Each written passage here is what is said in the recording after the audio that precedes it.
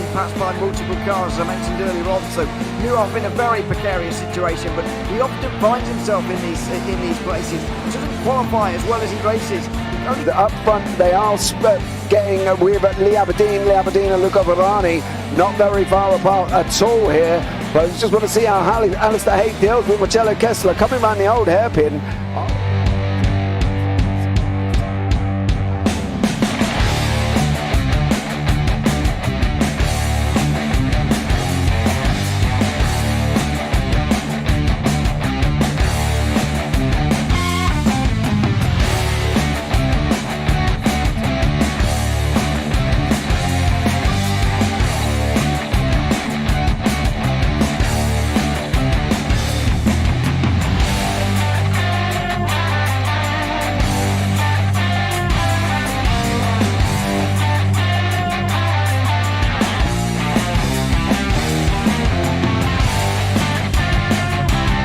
I would say it's not the best decision they've ever made, just not having done that under the safety car, really. Yeah, they're taking their pit stop strategies from Ferrari lately or something. What's going on? In turn one, just too much gas on them, too much feet on the loud pedal, and unfortunately he's dropped him all the way down the order. But Philip Hammer is out in front by an 8.91 seconds.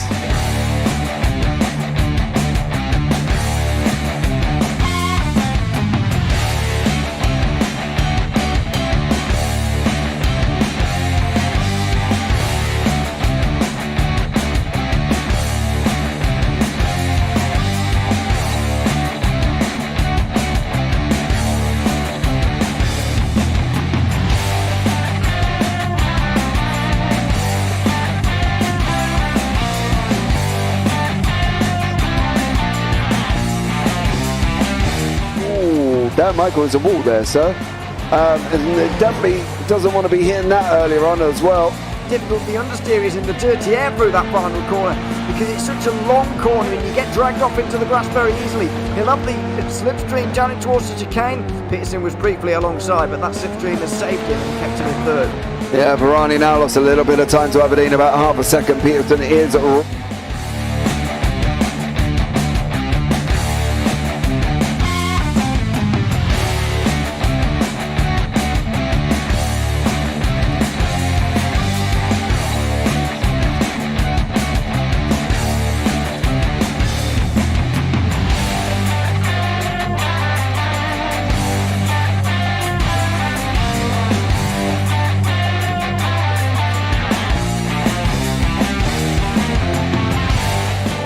Pike's pushed Morton forward up ahead. He's got out of line. Is now Pike going to have a go at Werrell? Don't push him off. He's in the championship fight. Jack Werrell chasing down Carl Jacklin. Further down, Rob Williams and Chris Barnes. Sensational run outside line now though for the heavy braking zone. Around the outside goes the Audi R8. Look how much Miller's come back into play. Exactly. Miller's still start dropping. He's not on second and change. All of a sudden, Miller's back in play.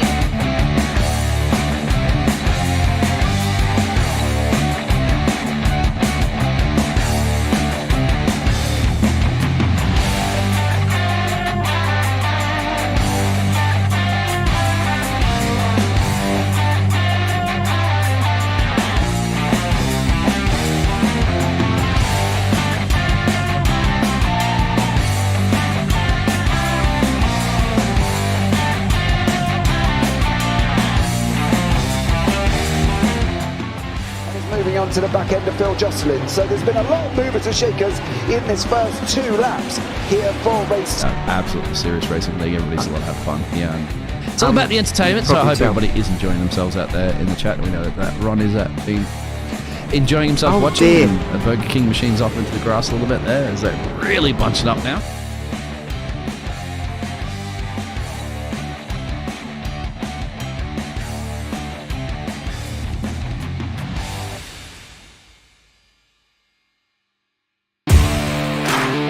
Standing out from the crowd is a challenge. You have the passion, courage, and ambition to do something extraordinary. You have an awesome story to tell and a wonderful vision to share with the world. At Eddie Videos, we take that vision and turn it into reality so you can be heard above the rest. You need something different, and we give you the ultimate advantage. We can help you transform your ideas, images, and clips into a professional video that brings your message to life and sets a new bar for excellence. Visuals, voiceovers, editing, animations, whatever you need, we've got it all. If you're a new business looking to make your mark or an experienced company searching for something new and amazing, we're here to help. Trust us to take your video to amazing levels of awesomeness.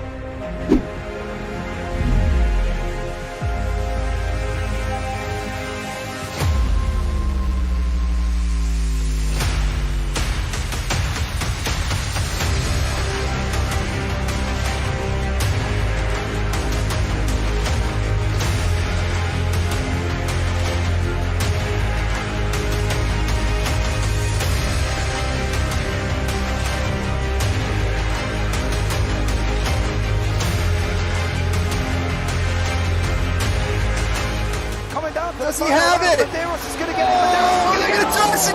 They haven't got it. He's on the outside line though, going into the fastest corner on the circuit. Surely this can't work. Dominic Ligner has got a sensational run outside line now though for the heavy braking zone.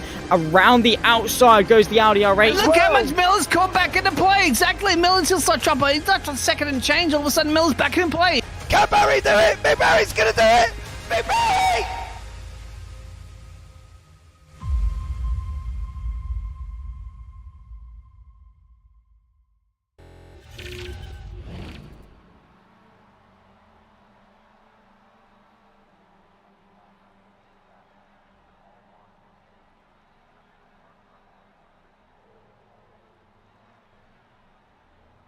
Good evening, ladies and gentlemen and children of all ages. It is Tuesday night. It is the UkSimracers MX5 round 6 from Hockenheim in Germany. I'm James Parfitt. I am going to be alongside Zach Sweeney, a.k.a. Sween Dog, a.k.a. Sween Puppy, a.k.a. Tickle behind his ears and he'll roll over and let you tickle his belly, into the booth here this evening as well. And it's going to be an absolute epic night of racing. Let's bring you up to date with the championship standings in the pros. It is John Sylvester out in front on 661. Pete Bangle in second on 642. Jamie Ayres in third on 621. Then we've got Ebon Bramer on 559. Steve Everett in fifth, up 2 places on 545. Then Miles Owens on 543. Brian Holmes in seventh on 470. Pete Newman in 8th place, believe it or not, on 468. Ralph Cullinan in 9th on 360. And then Lee Deemer on 333. Then we've got Charles Kellerman, Ches Rizzo, Tom Griffiths, Martin Sampson, Daniel Hunt, Jono Johnson, and Darren McLean in the AM Championship. It is Arnold Chagnon out in front on 484 points, with Darrell Wright in second on 320, Roger Morton in third on 318, Fiona Siddons in fourth on 283, and then Colin Sansom up of 1 place in fifth on 232. Then we've got Dan Lewis, Andy Littler, Alan Toon, Steve Hansford, Jason Attington, Dale Bennetson, Alexander Longo, Callum McPherson and Mick Barry behind that. In the overall team standings at the moment, it is looking like this. Momo are out in front on 2,094 with SOB on 2,077. Then you got the Results Clothing iRacing team on 788. Orion Race Team 779. Work Out by Result in fifth. Then in sixth, you got Air Smart Racing, Optical Green, Pure Sim, Safeguard by Result, Fix Auto Excite, Optical Red, Year One, and DOF Reality. Now, cup that you've all suspensively been waiting for. It is the Prediction Cup, and there is a new leader. Ria Subra is out in front on 788. Phil across the pond in second on 782. Zach Sweeney down 2 places in third on 768. I'm second. I'm in fourth on 587. Then you got David Ayres, Colin Sansom, Lee Deemer, Shadow N, Mikey Pollard, Tom Toxic Munchkin, Handsome Stew, Jason Haddington, Carl Hardy, and Tyes Van Gogh. We are into qualifying, guys, here as well. 13.5 minutes remaining, but I think it's time to bring one, the only, Mr. Zach Sweeney, into the booth and have a chat with him there as well. Zach, welcome in, dear sir. How are you? You know what? I'm actually doing really well. Still very sick, but it's MX5s. It's the Hockenheim ring. Bring it on. I'm looking forward to it. Obviously, I can see that I have got a little bit of ground to make up, but it's only 20 points. You know, that's absolutely nothing. All under control. It's all good. I'm not phased.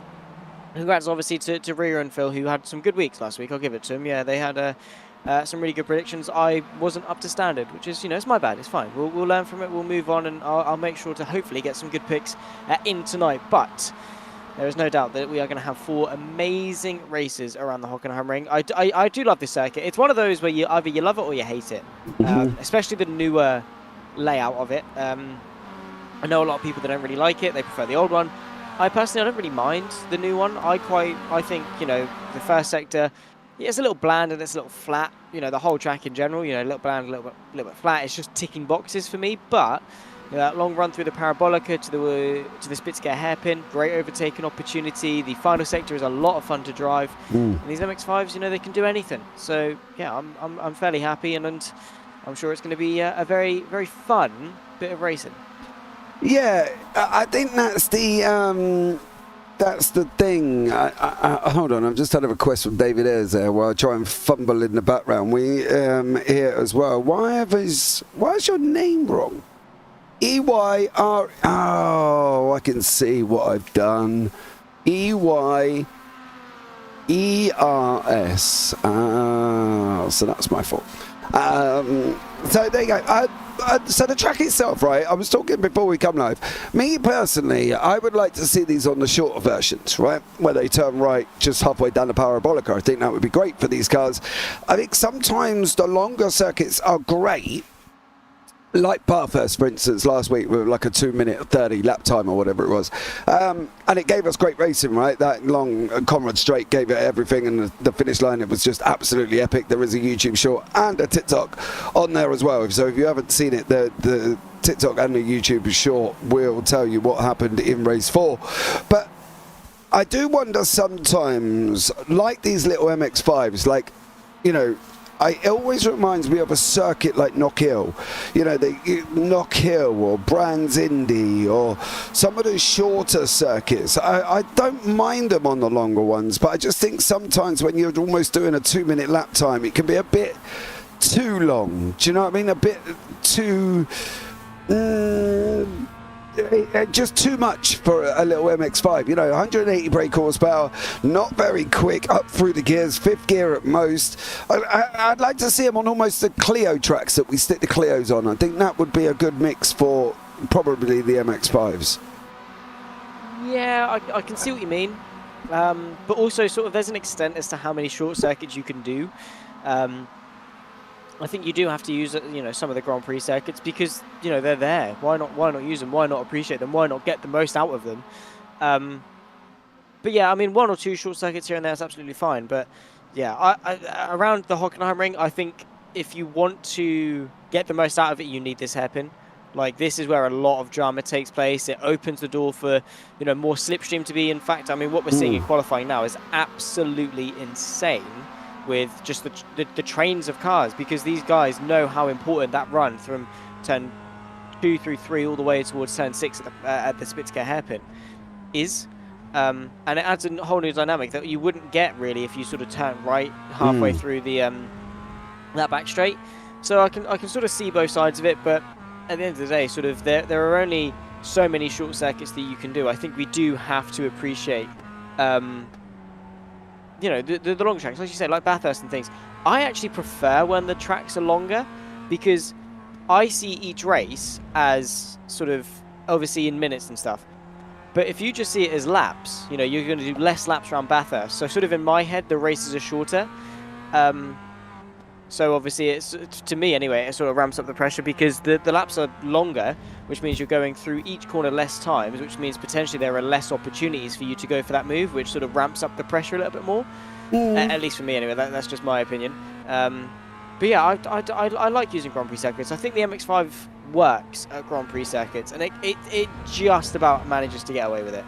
Yeah, I can see what you mean in conjunction with, the less laps of Parfitt and things like that. And I do understand that. I don't know, they always remind me of a kind of a club racing circuit car. Although, yes, the Spitsker hairpin is probably going to be a great overtake for most people, and I'm expecting that's probably where the majority of what we're going to get overtake wise will be down into there. But we are watching the UkSimracers and we are watching the MX5s, and they do generally use every single part of the track to overtake, so it could just literally be anywhere, to be honest. We can say it's going to be here and here, and they'll prove us completely and utterly wrong and do it there and there. So let's see how they get on. Let's see how they get on with this racetrack and see what happens. At the moment, we've got Daniel Hunt sitting on pole on a 1:57.023, nearly the only man close to the 56s. You can see Charles Kellerman, taking a little bit of a dive out the side of the circuit there, and that's just too much gas coming out of that hairpin. Then you've got Sylvester Holmes, Newman Griffiths. Same rules apply, young Zach Sweeney. You have got 5 minutes before I want picks. If you can start telling me your picks in the YouTube chat, who you're going to go for in race 1 as well, that will be absolutely amazing. All this maths that I have to do, Mr. Sweeney in the background, it's a killer. You poor thing. Yeah, for my pick, because I do this every week, who's Phil gone for? And I'll choose that person. Yes. He's gone for Hunty. Oh, yeah, absolutely. I'll go for... No, I'm not going to go for Daniel Hunt. You didn't have a good week last week, mind you. You had 2 DNFs. I didn't. Yeah, I know. It was dreadful, wasn't it? To be fair, we both had horrific weekends. So, not great. No. But as I said, it's fine. These things happen. It's how you bounce back. What crafts a champion isn't nailing every round. It's how you bounce back from your falls. And that's how I'm going to explain it, and that's how I'm going to use it as an excuse. I'm going with Pete Newman for race 1.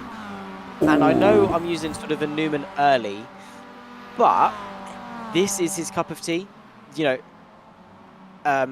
Post-racing, in slipstream, everyone's separated by not a lot. That's where Pete Newman thrives. So I think he's going to come out on top. At the moment, he is granted 3 tenths off pole, but you can gain 6 tenths using the back straight alone. Ooh. So should be fine. Right, so Pete Newman, I think, is definitely going to come out on top. So yeah, I'm going to use my Pete Newman early, I reckon. Okay, Pete Newman there as well. Phil, I'm going for Hunt. James says Phil. Okay.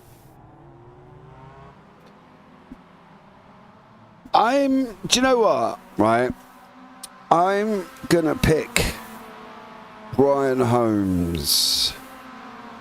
Now, the reason for my pick is this man did so well at Barfirst that I think he could nail this. I think this could be his evening. This could be his time to shine, and I wouldn't be surprised if he gets 2, maybe 3 victories here this evening. And that's how confident I am that Brian Holmes is going to do it there for the Orion race team. That's what I think.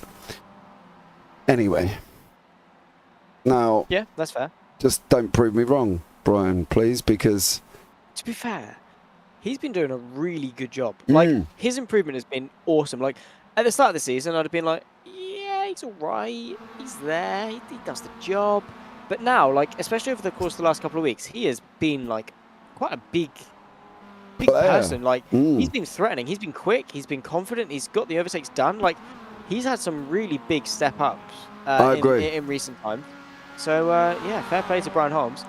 He's been just that dark horse. The one that I think, because of his sort of awkward start to the season, I think we've underestimated him. So now he is a threat. It's almost as if a case of, it's Holmes, it'll be whatever. But now you can't shrug him off. He will win races.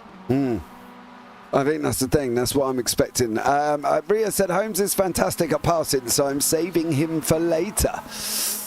Well, there we go.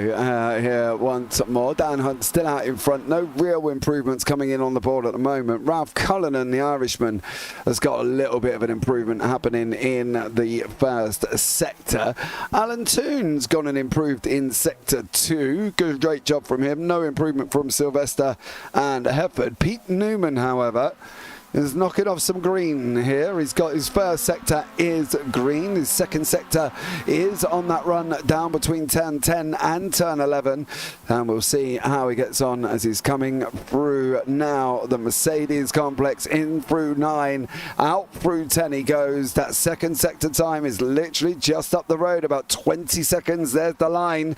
Let's see what he's going to do. Yeah, he's yellow in that middle one, Zach. That could kind of cost him a little bit, I would have thought.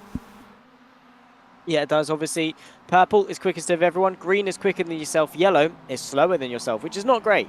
And as you can see, Pete Newman very quickly aborting that lap, and I think just getting ready to go again, which he needs to. There's 3 minutes left to go in the session. It's a 2-minute lap time. This will be his final run. He didn't want to sort of go into the next lap sort of frustrated that he's not improved. I think he wanted to take the final sector to breathe, let the tyres the tyres tool, yeah, sure, whatever. The tyres cool, and then push hard on this one. This is his final run. He's been demoted down to 5th because Tom Griffiths picks his way onto the second row of the grid. Pete Newman, he's got a lot of work to do on this lap, but I've got faith. I think he can do it. Okay, Roger Morton comes over the line as well. He's currently sitting second in the AMS at the moment, is Roger Morton. So great job from him. As you can see in the background, Tom Griffiths there has put himself into 4th place. Dan Babbage, love these MX5. Such great close racing. Not sure you needed the A in there, Dan, but much appreciated for putting that extra letter in. Yeah, it is, mate. And if you haven't watched the UkSimracers, bud, you haven't watched any close racing, this is your best MX5 league on iRacing. And I don't care what anybody says, but none. This is the best one on iRacing. Good evening, Gary Walsh. Hope you are well. Thank you so much for joining us. 1:46 on the clock. This is going to be pretty much most of the field's last lap here, Zach. I think to be able to get an improvement on the board. Miles Owens is kind of really the only man that's making such improvement. Pete Newman again in that first sector there. So, yeah, they've got to kind of put it on the board at the moment, haven't they? This is going to be the last run for some of them. It will be, yeah. Anyone that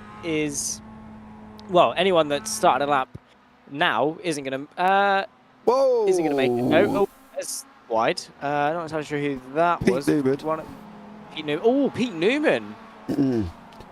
Yes, David. Well, that's not a way to know your final lap. Tom Griffiths also. Griffiths as well. Yes, David Ayres, I did. You got Sylvester. So you've got Thijs Van Goor has picked PVG. Zach Sweeney has picked Newman. David Ayres has picked Sylvester. Rhea has picked Sylvester. Phil has picked Hunt. And JP, me, myself and I, has picked Holmes. So there we go. Right, Miles Owens goes and puts it over the line as well. Arnold Chagnolet's got some improvements, goes up to second in the AMS. What about Tom Griffiths? He's going to be coming over the line. He's not going to be improving due to the fact that obviously we saw him have that wonderful spin. I don't believe Ralph Cullinan's going to get from there to the end in about 30 seconds. I've got a funny feeling, well, it's definitely not now. So there we go. Good evening, Gary Walsh. Thank you so much for joining us. Dan Babbage, much love as well. If you do want to have a go at taking part in the Prediction Cup, then pick a driver. And the only rule is you cannot pick the same driver twice. Where are you off to, Tom? Oh, nowhere. Invisible barrier. Wonderful. Right, let's bring you up the grid for race 1. Dan Hunt is your pole man. John Sylvester second. Brian Holmes up there again in third. Tom Griffiths fourth. Pete Newman fifth. Ewan Bramer sixth. Jamie Ayres seventh. Ches Rizzo eighth. Miles Owens ninth. Lee Dima in 10th with Pete Van Gool all the way down in 11th place. Then it's Darrell Wright leading the AMS with Ralph Cullen and Charles Kellerman behind that. Then Arnold Chagnolet and Alexander Longo, two Frenchmen beside each other. Then you've got Roger Morton, Steve Hefford, Jason Addington, Andy Littler, Sir Alan Toon, Mick Barry and Dale Benison. Not a good start to the race for Steve Hefford there. Zach is a long way back already in race 1. Yeah, he's going to have some work to do. People bottling qualifying. I think the Hockenheim Ring a very difficult track to hook up, in fairness. Especially with the slipstream and things, it's difficult to get a good lap time in as well. So, yeah, it was tough. And now Hefford, he's got a long way to fight his way back to the front, but of course there's 3 other races to go. He might be able to bounce back for the rest of the evening. Dan Babbage has gone for Brian Holmes, so there we go. Right. Just waiting for the last couple to get on to the circuit. One of them is Brian Holmes and Ches Rizzo. The lights are going to be on now. Here we go from the Hockenheim ring in Germany. We got 5 lights, and this first race is green, green, green. Dan Hunt leading the pack away. John Sylvester straight across the side of the track, puts that defensive move over Brian Holmes and manages to hold on going into turn 1 at the moment. Dan Hunt, Sylvester, Holmes, Griffiths, Newman, as you were. Miles Owens up 1, Pete Van Gaal up 1 with Ralph Cullinan, the Irishman, up 2. Mick Barry further back is also up 1 as well as we come into turn 3 for the first time here, Zach. Everybody away through cleanly.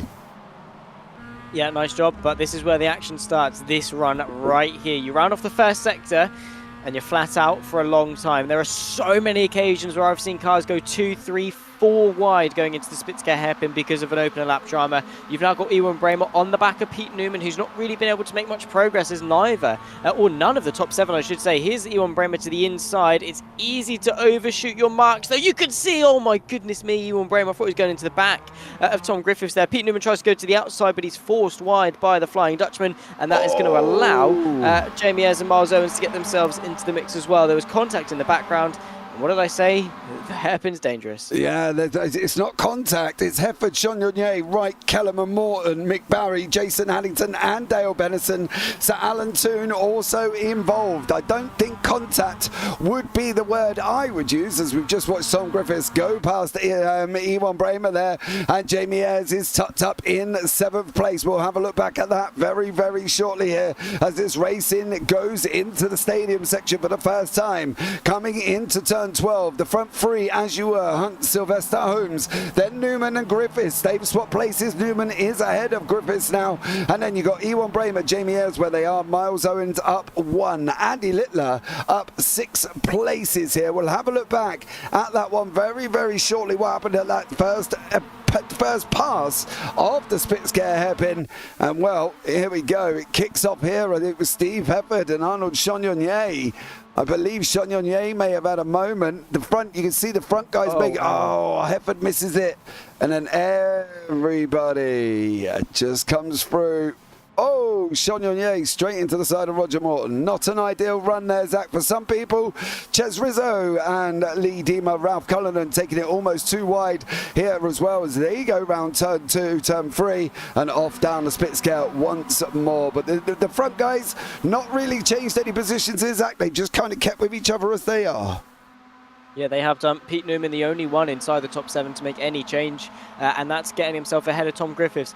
And now what we have got is potentially Dan Hunt under pressure from John Sylvester, who is looking to go to the outside. You can see the red and white. That's Dan Hunt. He's defending. The black and white, that is, of course, the SOB machine of John Sylvester, who, as Ria very rightly pointed out, is a strong pick. He's hit or miss sometimes. Sometimes he's really on it. Sometimes not so much. But he's always reliable. He will get the job done. As in the background, I think Steve Hefford's been involved in more malarkey. Yeah, looks like Hefford is not quite burying that hairpin at the moment, unfortunately for Steve Hefford. It was with Mick Barry. So let's see what Hefford got up to this time around as well. Into that hairpin. Oh, Barry. Was that Cullinan? No, Barry, Matt Barry with the pink wheels in it there as well.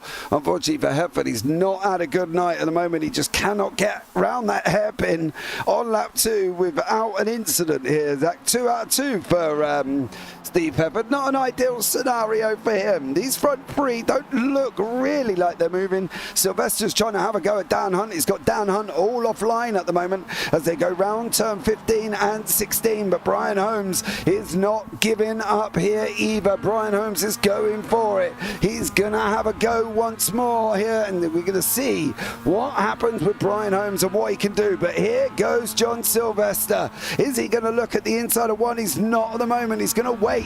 He's got to get on the gas. He's got to go at the moment here as well. On the left-hand side, he's going to go. Hunt's going to squeeze him on the left a little bit. He's not going to give Sylvester any chance there, Zach, of getting through. Sylvester's got to do it down the Spitzker, and so is Brian Holmes.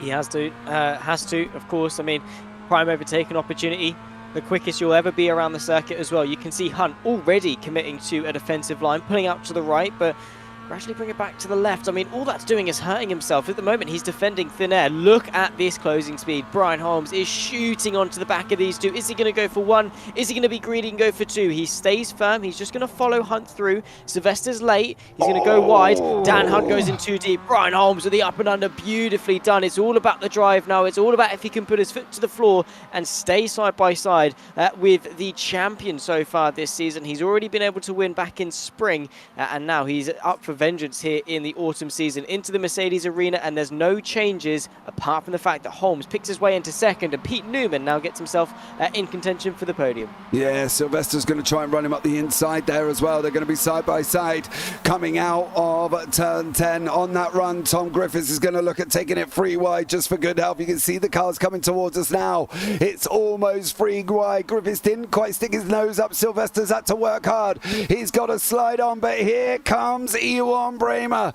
the Flying Dutchman. Is going to take him, Tom Griffiths, round the outside. No, for Ewan Bramer. Up the side of the circuit there, Zach, and a bit of a shame for him. Yes, just a little bit.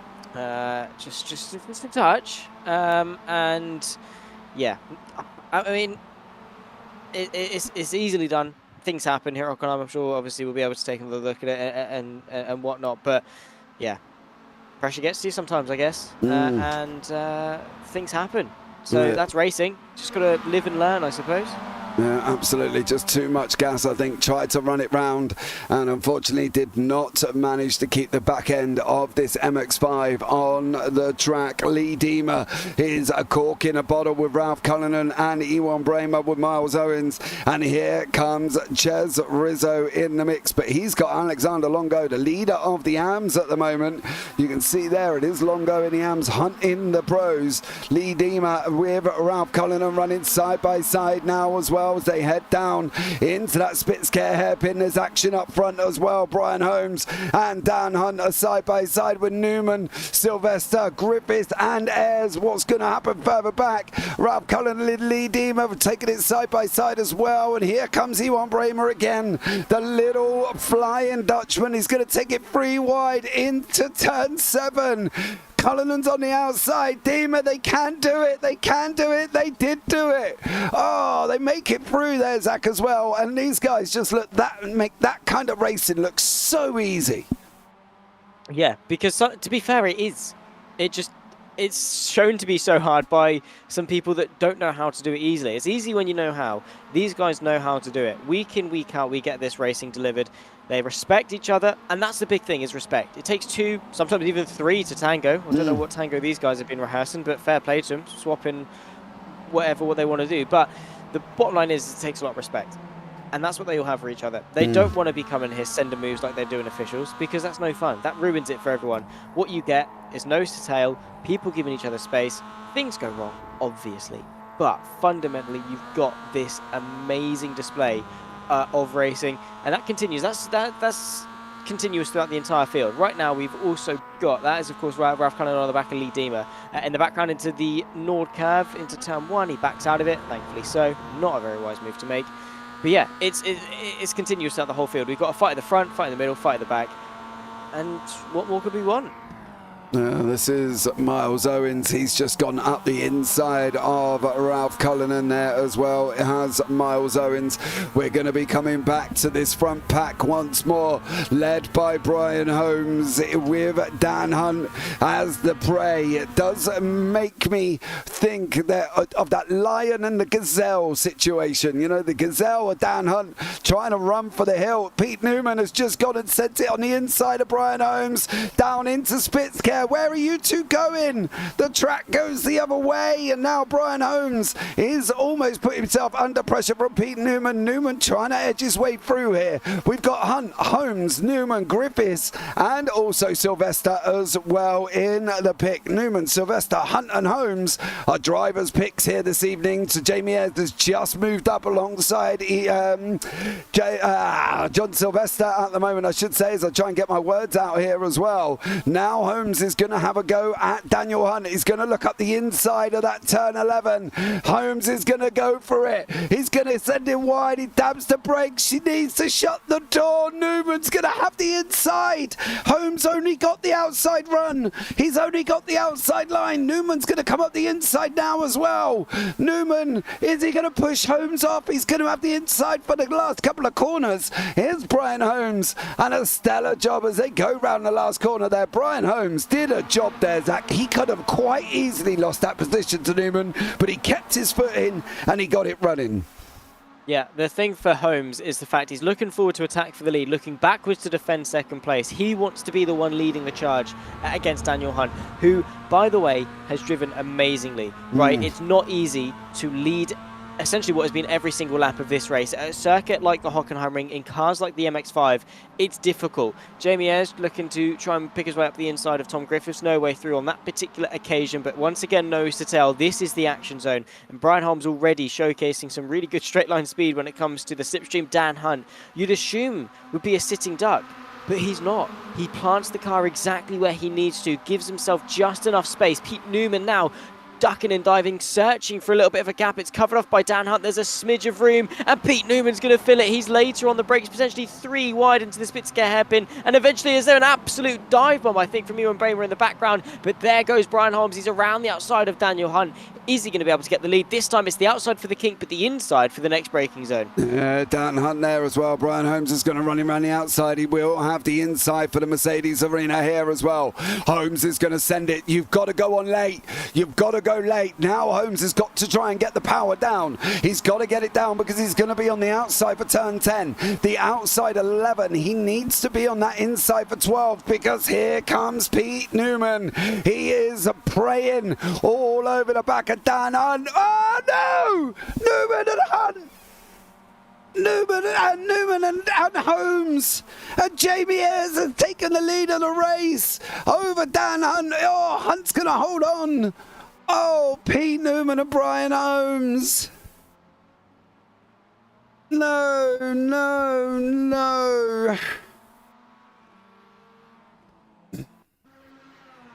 I've got nothing to say.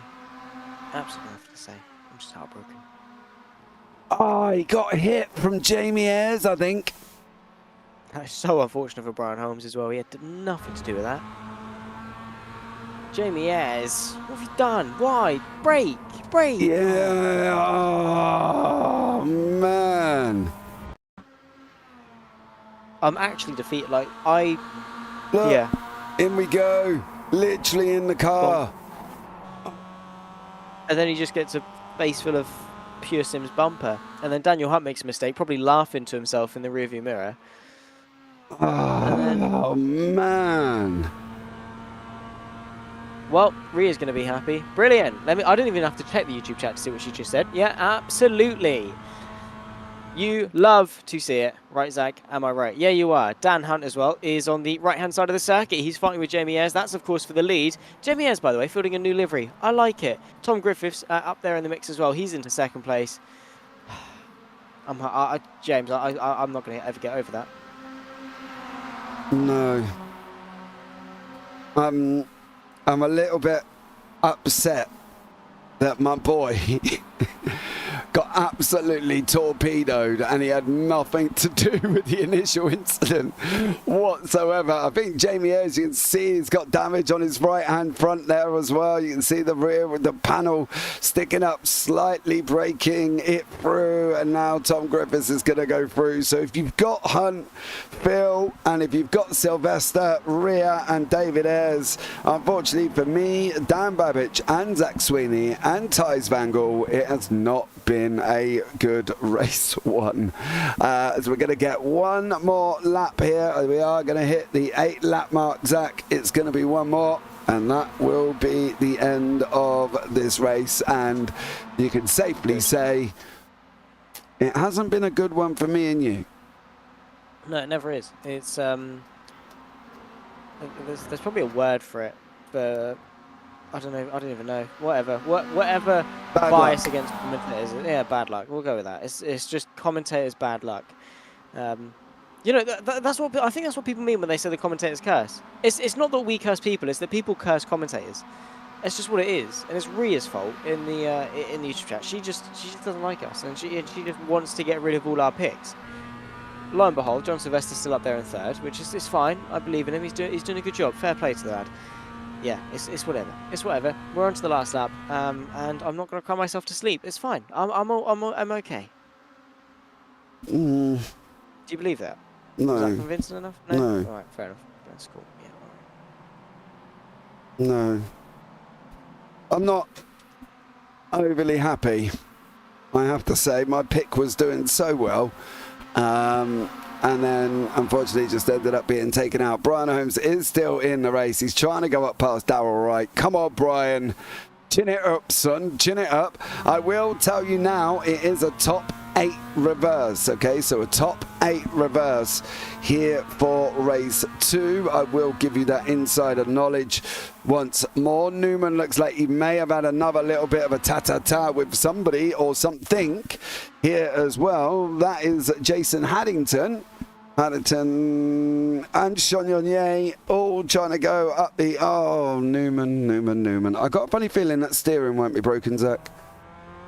A little bit. Yes. We can safely say it is. Brian Holmes, what is your steering like as you went into the wall at the same time?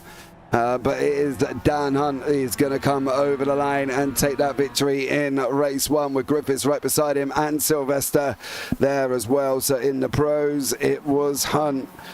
And then in the AMs, it's going to be, I believe it was Longo. It was Longo who took the victory in the AMs. So Hunt, Griffiths, and then Sylvester in the pros. Where did Holmes end up there as well? Holmes comes over the line in 12th place. And then in the AMs, it was Longo, Wright, and Dale Benison.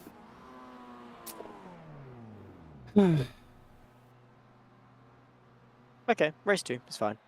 Yeah, race 2 will still be on it. Is Alan Toon still running? He is. He's just come over the line there as well. So Alan Toon finishing off here. Let's have a look at your final results. Dan Hunt is out in front and finishes in first place with Tom Griffiths in second, John Sylvester in third, then Jamie Ayres, Ewan Bramer, Miles Owens, Lee Deemer, Ralph Cullinan and Ches Rizzo round out the top 9. Pete Van Gaal, Alexander Longo wins the AM. Pete Van Gaal in 11th, Brian Holmes 12th, Darrell Wright 13th, Steve Hefford down in 14th, Dale Benison, Jason Haddington, Arnold Chagnon and Andy Littler. Then on from that, you got Mick Barry, Pete Newman, Roger Melton, Charles Kellerman, and Sir Alan Toon. Top 8 reverse, ladies and gentlemen. Who are you going for? Ez says Phil. Right. Ez says Ria. Come on, there we go. There's the results. Can you not see the results, dear sir? Do you want me to show you them again? No, I can. I've There got you go. back on the stream. It's all good. Oh, there we go. That works too. See, yeah. Cullinan, I don't think so. Deemer, I don't think so. Owens, honestly, I don't think so either. Bramer, again. The SOB cars are a little bit temperamental. So, realistically, yeah, to be fair, I would say Ayres, but Phil and Rhea have both gone Ayres and they need to make some points, not make it stay the same. So, you know, I'll go with Griffiths actually in this one. I think Griffiths has got this one. It's a long way back there, sir. Yeah.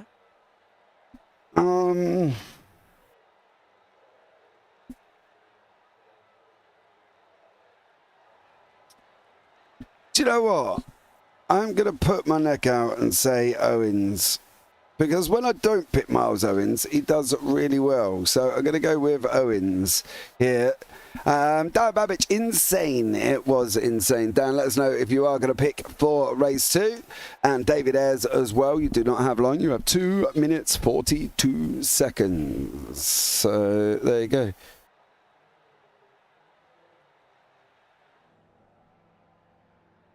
Well, I'm looking forward to this one, I have to say. It should be a good one. Griffiths for me too, said David Ayres. See, me and David, we know what we're talking. David Ayres is leading the championship, all right? He knows what he's doing. Griffiths is just a bit too far back for me. Yeah, well, have some faith. I am, but I wanted to pick somebody different, so I went for Miles Owens. Fair enough. Yeah, cool. Fair enough. I just hope that I don't get some more bad luck tonight. That would be great. Yeah. Yeah, not an ideal scenario, to be honest. I will say the points from last week, though, right? Ria had 170 points. You had 71 points. So that is insane. Phil had 158. Yeah, Phil had 158. 150. Well, that's decent. That is. I had 130. David Ayres had 137. So all over the 100 mark here, apart from yourself. Oh, and Shadow and Jason Haddington, but they did only pop in for a race and a little bit. So. Yeah. Yeah. Well, 2 DNFs don't do that to you. Yeah, not good for you, mate. Yeah, I can't even remember how my other 2 picks did. I don't even think they did too well. The first one, he scored 26 points, and then the third one scored 45. Oh, so race 3 wasn't too bad then. Yeah, that's it's whatever. It is what it is. Again, those things happen. You have bad rounds, have bad days, but yeah. And, well, I say days plural because this is another one of them. So. All right, mate.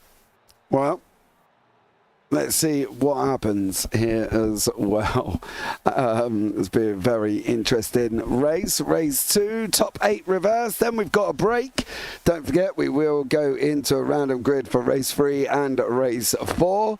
And then we'll be up and running for race 3 and race 4 when we come back after our short little break. That me and Zach will take a moment to get a drink and settle down, I'm going to presume, once more as we go into race 3. Right. The grid is up. That is the end of the warm-up. Nobody really went out, so we're not overly worried about the warm-up situation at the moment, but let's get the grid up for race 2. Ralph Cullinan in first, Lee Diemer in second, Miles Owens, Ewan Bramer third and fourth. On the third row, it's Jamie Ayres and John Sylvester. On the fourth, it's Tom Griffiths and Dan Hunt. On the fifth, Ches Rizzo and Alexander Longo. Then you've got Pete Van Gaal and Brian Holmes rounding out 12th. Darrell Wright, Steve Heppard, Dale Bennison, Jason Addington, Arnold Chagnon, Andy Littler, Mick Barry, Pete Newman, Roger Morton, Charles Kellerman and Alan Toon, as these guys do race to get on to the grid for the second race of the evening. And what an interesting one it's going to be here as well. Stay tuned, get your drinks, get your popcorn. It will be a epic race. So let's see. Here, 1, 2, 3, 4, 5. And we are green, green, green. Ralph Cullinan kept it off the line with Lee Diemer, Miles Owens, and Ewan Bramer. Sylvester's got past Jamie Ayres as they come down past us for turn 1 for the very first time here at this evening in race 2. And it is Cullinan, Owens, Diemer, Bramer there as well in third place. Lee Diemer going back quicker than he's going forward. Unfortunately, he's just lost 2 places to the SOB boys as they go into turn 3 for the very first time. On that run now, Bramer gets all out of shape once more. That's allowed Diemer to come up the inside. Steve Hepford trying to battle his way through with Tom Griffiths on this run down into Spitzkes. Miles Owens chasing down the Irishman of Ralph Cullinan. Lee Diemer's just cleared Ewan Bramer here, Zach. But more importantly, no major incidents so far. Yeah. Griffiths has had an absolute shock. He had a decent initial start. We've got 3 wide multiple times. A little bit sandwiched in the middle there, Jamie Ayres. He's just trying to funnel his way to the either side of course, those around him. That is, of course, John Sylvester. Ches Rizzo was there very briefly as well. A little bit further back, we've got Alexander Longo fighting away with Tom Griffiths, who needs to fight back. I don't know what happened on that open lap. I think he went wide at turn 2 and just got freight trained by everyone behind him. And that obviously then saw him lose a couple of places. Oh, it's freed up Miles Owens to go out in front now as well. Miles Owens out in front. Cullinan run a little bit wide. Bramer's tucked up right behind him. And then Diemer as they come into turn 11 here at the Hockenheim ring. And it is Miles Owens. Cullinan's gone wide again. Oh, Ralph Cullinan. Jamie Ayres. Uh-oh. Uh-oh. Uh-oh. Oh, Jamie Ayres did survive. There's that. But that was a kind of an only just moment. Yeah, very, very narrowly getting yourself out of that one. Yeah. Again, it's just the Hockenheim ring. It's the opening lap. These guys nose to tail, not really wanting to give an inch. You get away with some stuff. You don't get away with some other stuff, like we saw obviously in race 1. Thankfully, that was one of the occasions that we did just about get away with it. But we round off lap number 1. It's Owens, Bramer that lead in SOB 1-2. Then comes Diemer, Ayres, and Cullinan to round off the top 5. Wow, that curb on the inside of the turn number 1 is huge. And these MX5s don't really like to ride that too well. But Jamie Ayres now going to pick his way to the inside for Lee Diemer. Of course, that's going to slow down his exit a little bit, and the Orion Racing Machine trying to go the long way round. Nicely done. Ayres gives him the space. He chucks the move back to the inside and has got the better exit, all thanks to that outside line allowing him to put his foot down more effectively, and he stays ahead, at least for now. Jamie Ayres, once again, should be later on the brakes going into the Spitzker. Yeah, he should be. Darrell Wright looks like he's had a moment. He's just dropped down the order as well. Unfortunately for Darrell Wright, I think that was at turn 3 here on lap 2 for Darrell Wright. Made a little bit of a mistake and dropped down there. Jamie Ayres just going up the inside of Lee Diemer. Ches Rizzo trying to have a fight with his teammate once more. Both of these drivers now from the Orion Race team here side by side. Ralph Cullinan's trying to come back through the middle. He's unfortunately dropped down 5 places from where he was at the front of the grid. He's made 2 mistakes, run wide, once into Mercedes and then once into turn 11 as Sylvester's trying to sweep round the outside in that 64 machine. They've got the other Orion Racer, Brian Holmes, coming up here. It could be an Orion Race in 3, 4, 5 very shortly, depending on what happens here. Holmes is going to go at the inside of Cullinan. Sylvester try to take that nose off Ralph Cullinan and all like, oh, Brian Holmes again. Oh. Same corner as well. Same corner, the Merble one curve. Oh, wow. Well, please don't rejoin the circuit. Obviously not for a little bit anyway. There, that was good.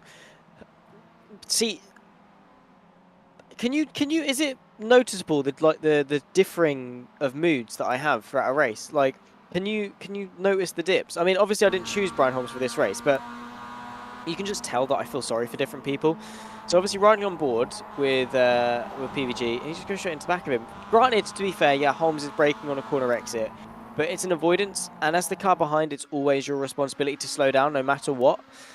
So, yeah, there you go. Side by side, by the way, Lee Diemer and John Sylvester. It's Sylvester on the inside. It's the Orion Racing car of Diemer on the outside. He's going to funnel into single file and stay behind the 64 machine that now picks his way inside the top 5. But all in all, it's just, yeah, it's just tough sometimes. Yeah, poor old Brian Holmes. He has not had a great start to the evening here as well. He's had 2 great comebacks.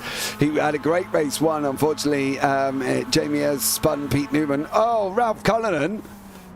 Not being rude here, son, but you are on a little bit of a straight there, and if you crash on the straight, I am not going to be happy. Miles Owens must have made a mistake, unfortunately for him, and it looks like PVG and Tom Griffiths have had a coming together here as well. Owens on the outside, Bramer's on the inside. Owens on the inside, Bramer's on the outside. He's given him his teammate room, of course, and now they're still managing to survive. Ewan Bramer and Jamie Ayres. Now this is going to be an interesting one, with Ches Rizzo once more here as well. They do not give an ounce of space, Zach, between these drivers, and once more they're going to be together here. This is going to be a tough overtake for Jamie Ayres because he's got the very stubborn Ches Rizzo and he's got the very, very, very stubborn Ewan Bramer. So for Jamie Ayres, well, Ches gave it up himself, unfortunately, on that one, run a little bit wide. But now he's got Bramer, and we've got a Momo sandwich with 2 SOB pieces of bread there, Mr. Sweeney, as you would put it, out on the racetrack at the moment. Good dog. Nice. Yeah, appreciate it. I don't know why I'm calling you a dog. It's clearly me. I don't know. Maybe you can be the cat or whatever. James Cat. I don't. That's not even a thing. Anyway, but yeah, just in general, I don't know. We need to give you a pet name. You need to have maybe a rabbit. No, kangaroo maybe. No, the boss is fine. Honestly, The big boss. the big the boss man. Yeah, the big boss man. There we go. There we go. Ralph Cullinan, by the way, is having a good old fight because we have got a race on with Steve Hefford. And I do like the way my sandwiches are made when it comes to racing. I would prefer a ham sandwich and not a bread sandwich. So I appreciate that nonetheless. Anyway, with the racing that is going on, we've got multiple sandwiches. This is a Cullinan sandwich with Momo bread, but it's about to get a double filling with Lee Deemer now in the middle as well. It's picking their way through. You can also see the send 3 wide. Tom Griffith sat stationary. He's waiting for his chance to strike. The up and under. He's going to get 1. Is he going to get 2? He could potentially even have 3 by the time they get to the Mercedes Arena section. Beautifully done from Tom Griffiths, who now finds his way up past clear of Cullinan and Deemer, who ironically still find themselves side by side, albeit 2 places down than they were just a second ago.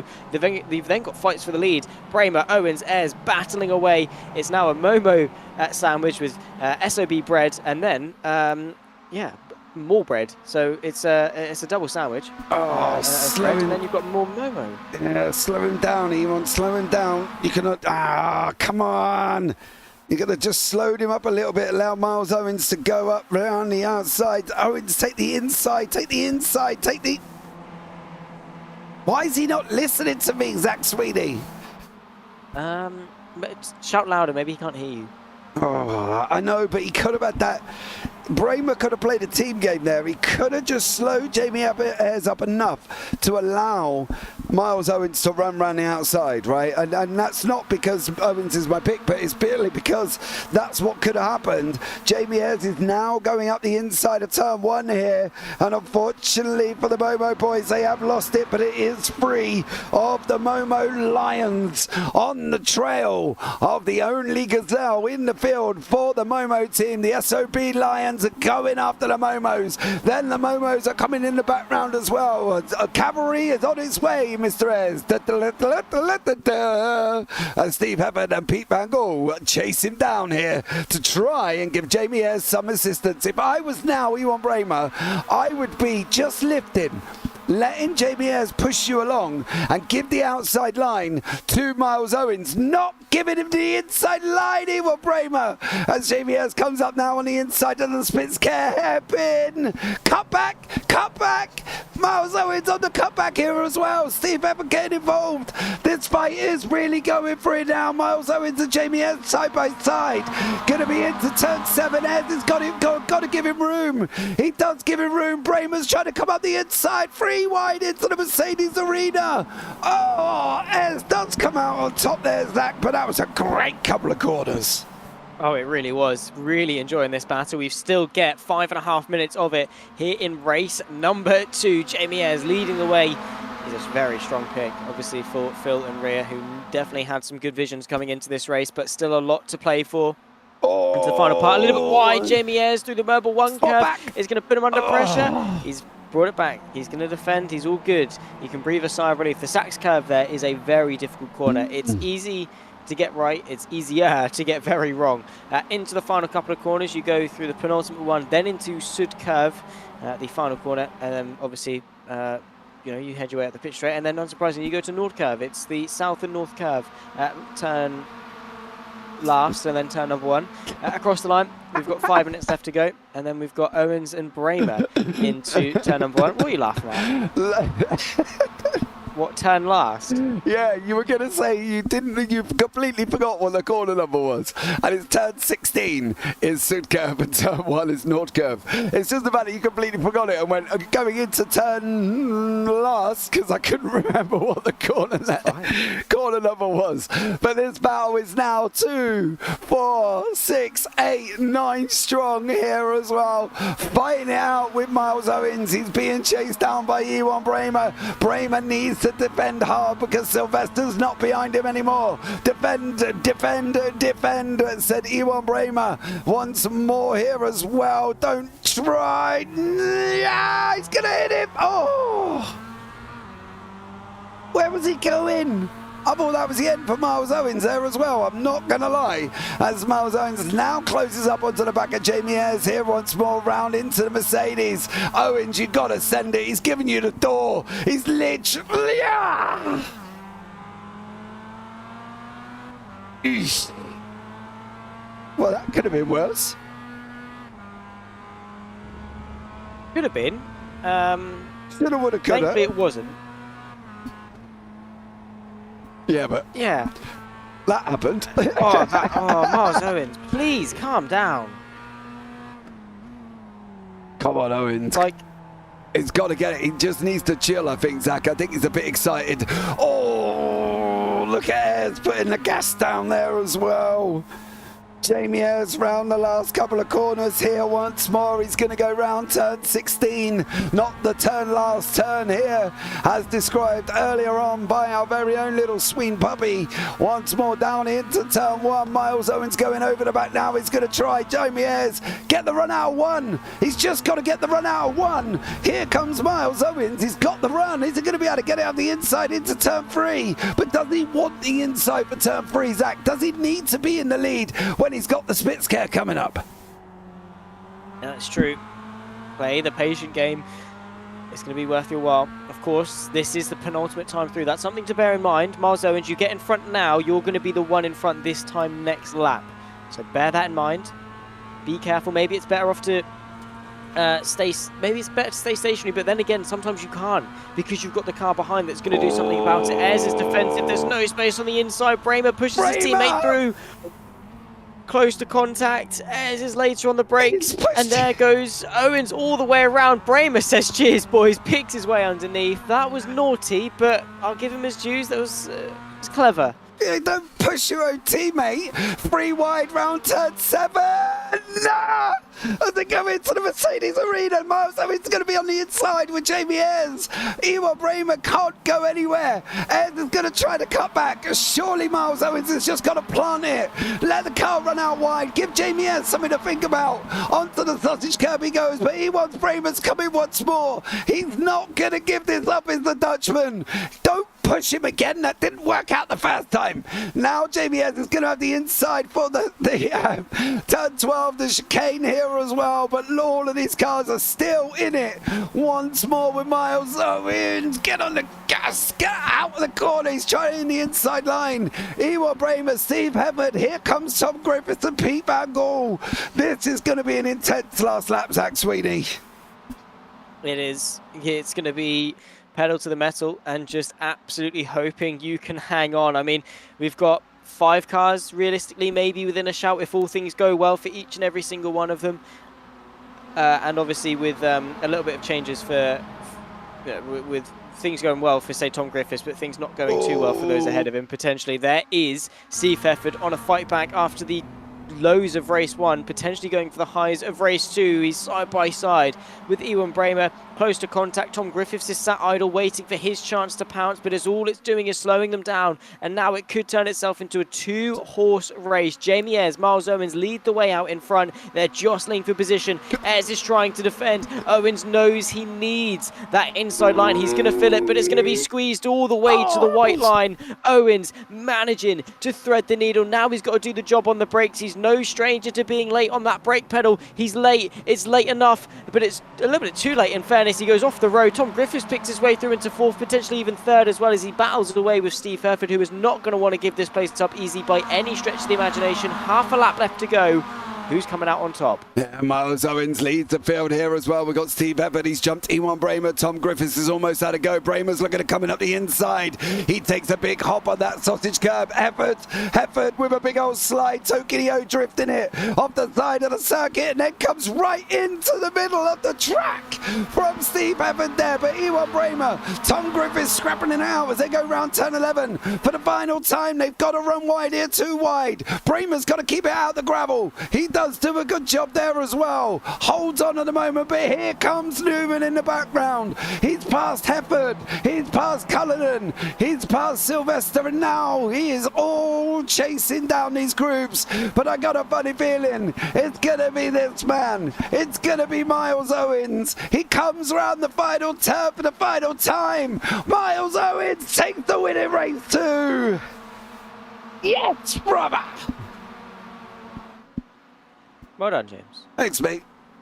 Yeah, no worries. I'm proud of you. Yeah, good job. That was a good race. I enjoyed that. Yeah, it was alright. Griffiths let me down a little bit. But he had a slow start. He's up 3 places into 4th, but he ended up plunging down into 7th. Be happy, young sir. I'm happy. I'm just saying that he could have been better. It's not good enough. No pleasing you, Mr. Sweeney, is there? Of course that's not. Right. Unless he wins, it's bare minimum. Okay.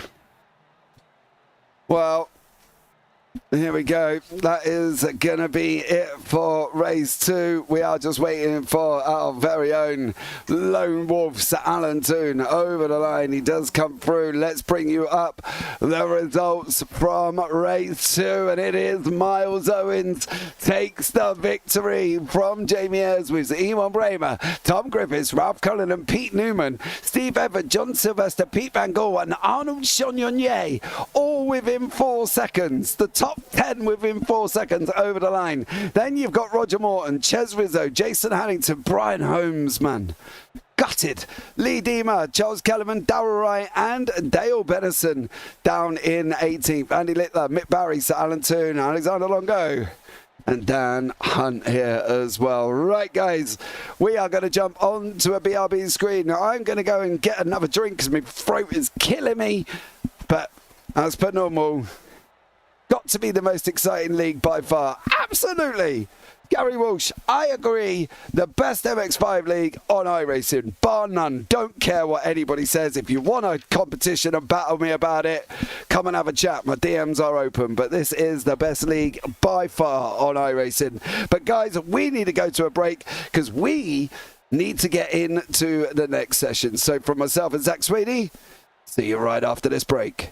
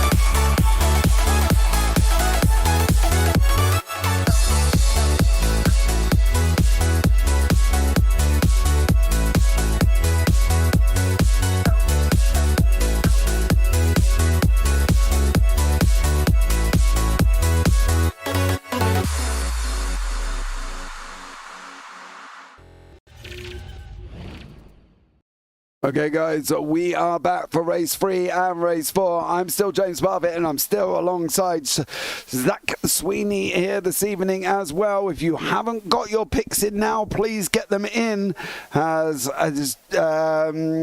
got Owens, Ria's got Griffiths, Zach's got Hunt, Gary Walsh has got Newman, Shadow's got Rizzo, and I haven't picked absolutely anybody yet. I'm going to go with Steve Hefford here this evening, as we are now going to be finishing up here once more very, very shortly. David Ayres, let us know who you're going with, young sir, unless, of course, you've gone to bed, which, you know, fair play. That's entirely up to you. Yeah, completely. You know what I mean? Go for it, to be honest. It's NBD. Sure, that's an acronym I'm supposed to know, but I have no idea what it means. So, there you go. NBD? No idea what that means. No, me neither. Never heard of that one.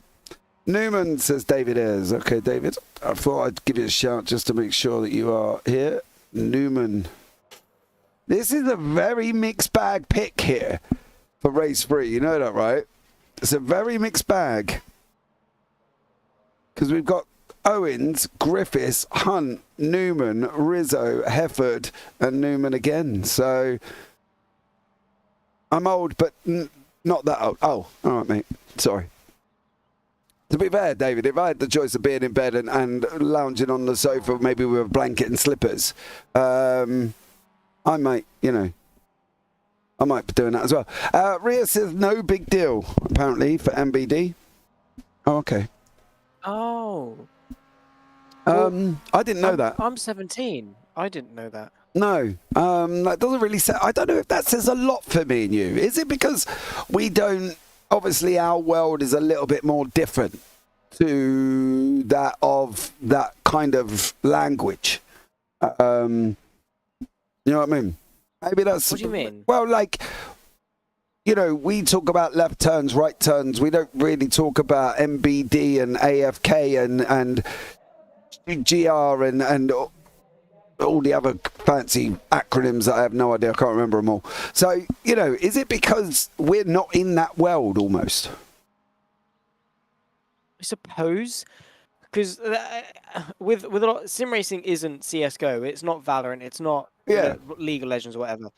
It's not your typical gaming culture as such. I mean, there's still a lot of it because there's a lot of crossover and stuff.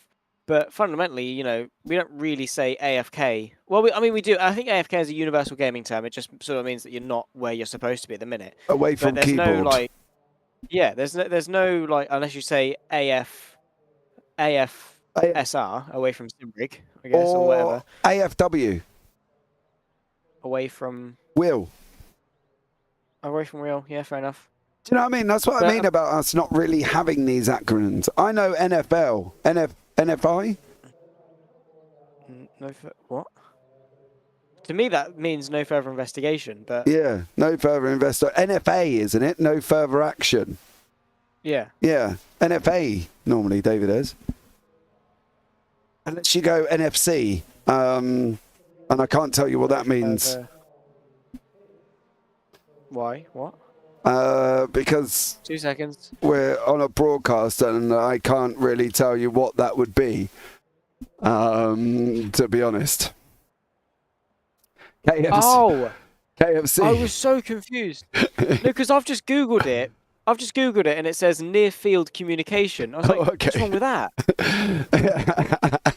Roger Morton on front with Sir Alan Toon, Tom Griffiths, Pete Van Gaal, Ches Rizzo, Longo, Jamie Ayres, Lee Deemer, Darryl Wright, Miles Owens, Charles Kellerman, and Brian Holmes. Then you've got Dale Bennison, Ralph Cullen, John Sylvester, Shania Barry, Littler, Hefford, Brayman, Newman, Hunt at the back. Oh my dearie me, the race is going to be going already. We are green for race 3. These guys got on the grid and went away like an absolute rocket. And it is Roger Morton out in front at the moment as well with Tom Griffiths, Pete Van Gaal, Ches Rizzo. There's been an incident on the line. Miles Owens has gone backwards. He's behind Dan Hunt. Miles Owens didn't even get down the field. Lee Deemer's gone off. Oh, with Mick Barry, Steve Hefford, Newman. Oh, Oh, wow. no. There are some big names involved in that. No, no, no. And it started here with Miles Owens. What has he done? What has he done? Oh, he got hit from Kellerman. Oh, to be fair, that's Kellerman's fault. Yeah. And Miles then- Owens had the better choice. Oh, Hefford there. How did he end up in? Oh, there's Dima coming across the track. Everybody's braked. Oh, Hefford, he went up in the air. Oh, no. Oh. Go, Roger Morton. Drive, boy, drive. Run, Forrest. Rhea again has come out of this one smelling like absolute roses. And she's got Tom Griffiths there as well. P. Bangle, Jamie S, Ches Rizzo, Charles Kellerman, Sir Alan Toon, Arnold Chonyonye. Mick Barry's in the pits, Deemer's in the pits, Long goes all the way down in the pits as well. My boy Hefford is 18th, Newman is in 17th. Where is Dan Hunt? He's in 15th. And now Brian Holmes is in front of them in 11th. So it's all gone off towards the end of the field. But I'll tell you what, if you had Tom Grip, where's Roger Morton gone? Oh, wow. Question. What? Oh no, oh no. Where did Morton go? Behave. Oh, it's by himself, it's by himself, yeah. He's done a Sebastian Vettel, hasn't Oh. he went to. Yeah, Brian Holmes has had another incident as well with Dan Hunt and Ewan Bramer, I think. There are a lot of people off the side of the track. There's Brian Holmes. Oh no, here comes Bramer. Hunt. Oh.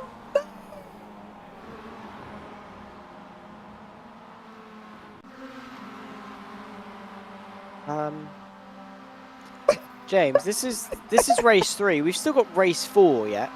Oh no. We've got 3 wide. We've got Cullinan, Benison, and Toon, and it's just all kicking off. This is crazy. We've got Cullinan trying to go to the left-hand side of the Spitzke hairpin. I'm just taken aback, really. I'm slightly lost for words, to be honest. It's bamboozled me ever so slightly. It's not like these guys. It really isn't like these guys. I don't. It's just, oh my god. I thought it was about to happen then, but thankfully there was space. But yeah, race 4. As always, it is either going to be 100 or 0. I would say our luck is probably it's going to be a 0, purely because of how hectic the first 3 have been in terms of action. And now, what have we got? We've got the top 5, nose to tail as well. It's just even better, isn't it? It's just from one thing to the next. Yeah. And Dan Hunt's out of the race as well. Sweet, yeah, brilliant. So we got Bramer, Hunt, Longo, Dima, Barry in the pits. What is I live? don't know what has gone on here in race 3. We got Hefford and Newman at 14 and in 14th and 13th. So Owens, where's Miles Owens? He's in 12th, Phil. Griffiths is in 1st. Oh, Maria. Hunt's in the pit, so that's a DNFBU, sir, I believe. Gary Walsh has got Newman. He's still running in 13th. Shadow's got Rizzo. He's still sitting in 4th. Good job. I've got Hefford. I'm in trouble. And David Ayres has got Newman also. So I think race 3 has been a little bit of an issue as John Sylvester's trying to make his way up. But whoa! Okay. Chonyonye there. Not too sure what was going on. Dale Benison pulled a big old move to the left-hand side and nearly hit John Sylvester. So that was a little bit scary here as well. Brian Holmes is out. So I don't know if that's out or he's just out of this race at the moment here as well. So Dale Benison, Arnold Chonyonye going side by side. This is the battle for second in the AMS currently. There as well, as you can see, Morton is out in front, and this is Chonyonye and Benison. Up front, we've got Griffiths, Ayres, and PVG going at it here once more as they're coming into turn 8. Yeah, brilliant racing going on in all fairness. I have to say, I am enjoying it. just not enjoying the Predictions Cup as it stands. Because she's just getting fueled. She's just, yeah, we're just dumping fuel on the fire with her at the minute, and she is getting very, very toasty. We need to bring her back down to earth, I think. It's going to be a nightmare if she wins tonight as well. It's going to be an absolute nightmare. I wouldn't mind, but David Ayres has kind of played back on my comment there as well. Did somebody say something about the best league on iRacing? I was going to say, I mean... I did. Best league for what? Oh, come on. You and I both know this is one of the best leagues on iRacing, mate. And bar none. They have their, no, I would say they have their moments, right? And it's right. They do have their moments. Where was it? Was it Parfitt where we had like 3/4 of the field sitting in the pits? PVG, Tom Griffiths made a mistake. PVG has just gone on the inside. PVG, Tokyo drifting it as well. That's going to allow Griffiths to come back as they go on to turn 3. PVG on the inside, Griffiths on the outside, takes that lead away. PVG goes down into 3rd place. Rizzo trying to run around the outside as well. Settle in, son, getting down on the Spitzker. That's all I can say to you. Yeah, tuck in, get your head down. Human DRS essentially. And find yourself past, because that's the easiest way to do it. Because look at the overspeed that you've got. Just make sure to hit your braking point and you'll be fine. They're also going to go side by side for the lead. It's Griffiths versus Ayres into the Spitzker hairpin. It's Rizzo now trying to go to the inside. They go 2 by 2. Later on the brakes. Oh my god, that always scares me. That pinch point on the apex. Ches Rizzo takes the track away from PVG, but still finds himself behind because PVG's kept his foot in on the outside and gone off the track to keep the position, because that's just what you do at that corner. Yeah, definitely there as well. Jamie Ayres did get Tom Griffiths. What about Ralph Cullinan? He's in a nice little tidy battle further back. Who's battling with John Sylvester. They've got Arnold Chagnon. Cullinan is going to have the inside into the Mercedes here as well. Turn 8. He is going to get that job done, I believe. He's just got to run him now as well. Is he going to be able to hang on once more for PVG? Can he get past Sylvester? He can't this time. I think Sylvester's going to have the inside line and go from there. So great job from John Sylvester managing to hang on to that position. Yeah, it obviously takes a lot of skill to be able to manage situations as well as he does. Again, as Rhea said, hit or miss really with Sylvester sometimes, but you know, fundamentally he's a very wise racer. He knows how to defend, he knows how to attack, he knows how to get jobs done, he knows how to get his hands dirty sometimes, which he you know, we've all been there. We've all been a little bit argy-bargy, but he's strong. He's strong-headed. He'll carry himself forward throughout a race really nicely. It's just the type of driver that John Sylvester is. Already 8 minutes through this race, I have to say, that has flown by. And we still got 4 cars in contention for the lead of the race. We've lost 6, but they're irrelevant. It's fine. Who would even choose Dan Hunt as their prediction anyway? Me. So yeah, there's that. It's just not been a good day, has it? No, it hasn't been a good day either. So it's been a little bit of a scrappy race 3.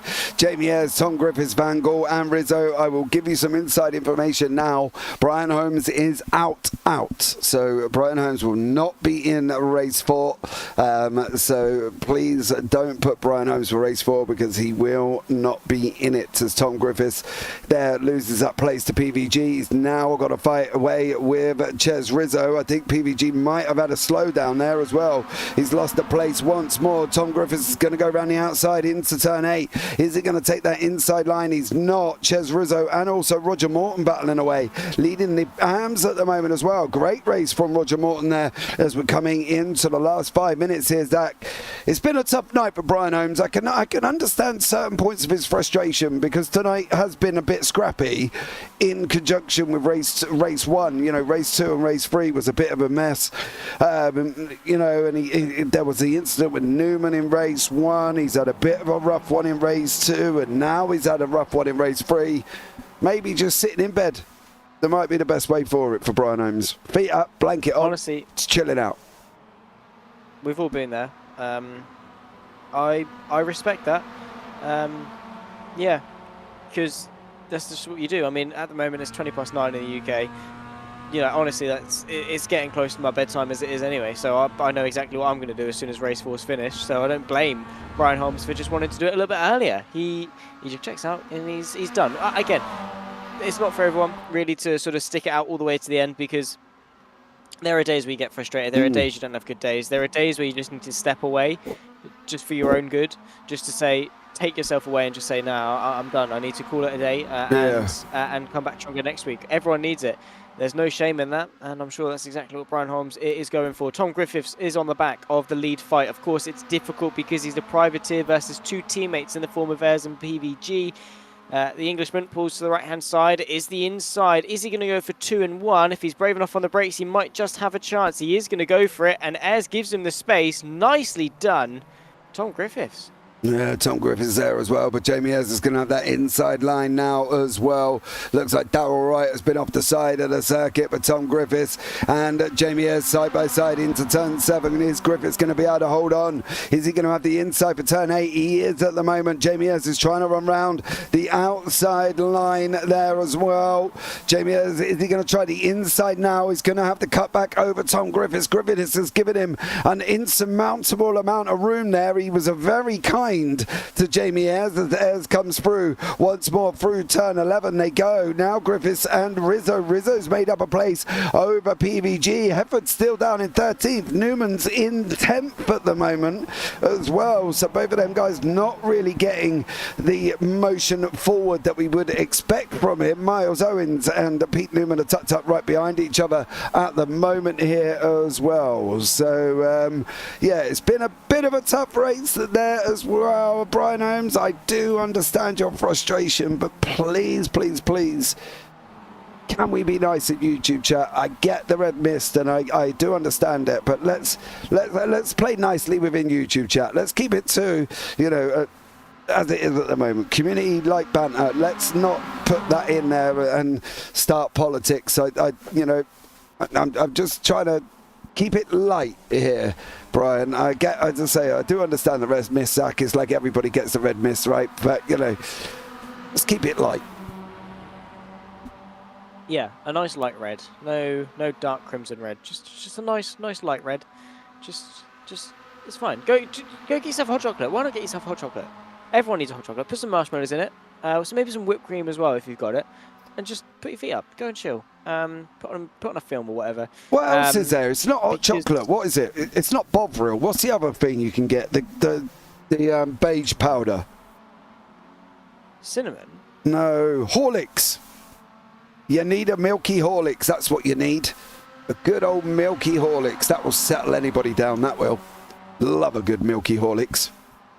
As Rizzo now takes the lead of the race. Is he going to be able to hang it coming round turn 8? He is. Tom Griffiths running around the outside here as well. But it is going to be Ches Rizzo. Is Shadow going to come out on top of his first pick of the evening? That's me being nice. Oh, okay, bro.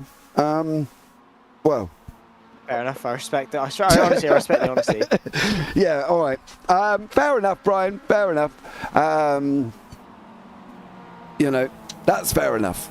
As I say, we all get the red mist days, but these 4, 5 even fighting out now as we're going on to the final lap of race 3. Then we go into that race 4, Zach. It's going to be an interesting one, isn't it, for race 4? It is, yeah, but we've got one more lap of this one to negotiate our way through first. Let's get through that, then we can touch on the chaos that's going to ensue for race number 4. Inside line for Tom Griffiths as he pursues the race lead. Ches Rizzo goes the long way round, but it's off the road. He's pushed himself wide, and it's going to allow Jamie Ayres to find his way through potentially, but he's kept his foot in all fairness. Tom Griffiths gives him the space. They fly in formation, 2 rows of 2, and there goes Roger Morton as well, trying to go the long way round of 2 Momo cars. That is bold, brave. Has he signed the seal, and he's managed to actually make one of them work. He might well go for the other on this run through the parabolica towards the Spitzker hairpin. It's Griffiths that leads from Rizzo, Ayres, Morton and Van Gould. Any one of these cars could win. Oh, that's not going to help. Ches Rizzo getting a bit of a blink on there as well. Jamie Ayres is now going to get a push from Pete Van Gool. Don't push him in the braking zone. They're going to be 3 wide, trying it down into Spitzker. I don't know if this is going to work. It is. Jamie Ayres is taking it. He's got a bit of a slide on the exit. There goes Griffiths. You can see it once more here as well. Griffiths is going to go for it, coming down into turn 7.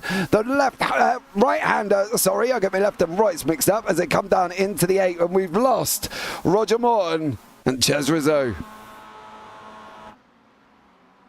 Wow. So that happened. fine, that's fine. Yeah, it was. I think Rizzo lit up the rears, and then just set themselves spinning around. But 3 cars, nose to tail, and it's going to be Tom Griffiths. As long as he keeps it clean, pointing the right way, he's going to take the win. Yeah, absolutely. Tom Griffiths now. He's just been, unfortunately for that one there, Brian Holmes. Him and Morton at the moment. So not an ideal scenario for Morton, but it is going to be Tom Griffiths.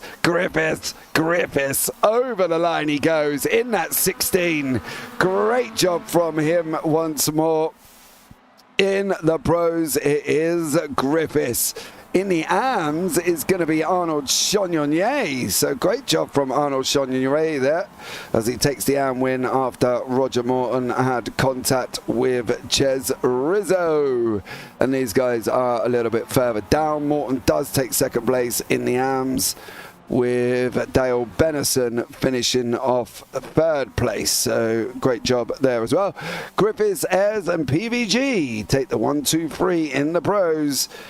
So there we go. Top 11 reverse, everyone, for race 4. Top 11 reverse. So if you're wondering what the situation will give you, well, we're going to show you now. Here we go for the results from race 3. Tom Griffiths in first. Jamie Ayres, Pete Vangal, John Sylvester are your top 4, with Charles Kellerman, Ralph Cullen, Arnold Chagnon, Ches Rizzo, Miles Owens and Pete Newman, and Roger Morton there as well.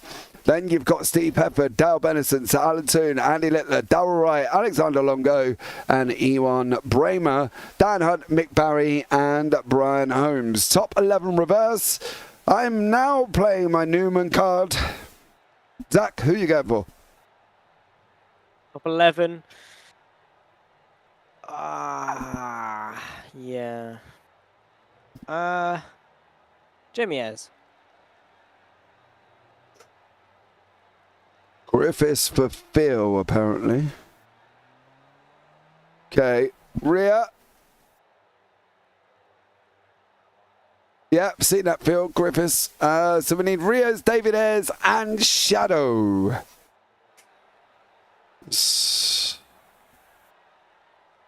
Owens and Owens. Okay. Owens and Owens. I want Rizzo again. You can't have Rizzo again, Shadow. You know the rules. Same driver, you can't pick him twice. I've been nice and I've been nice and left the thing up. Newman again. You can't have Newman again, Gary Walsh. The only rule is you cannot pick the same driver twice. That's our only rule. Other than that, do what you like. Newman wins next race easy from P2. See, Brian Holmes there, Newman. Because he's not picked Newman before, Gary Walsh. You can't have Newman again. Shadow, you can't have Rizzo again. You know the rules.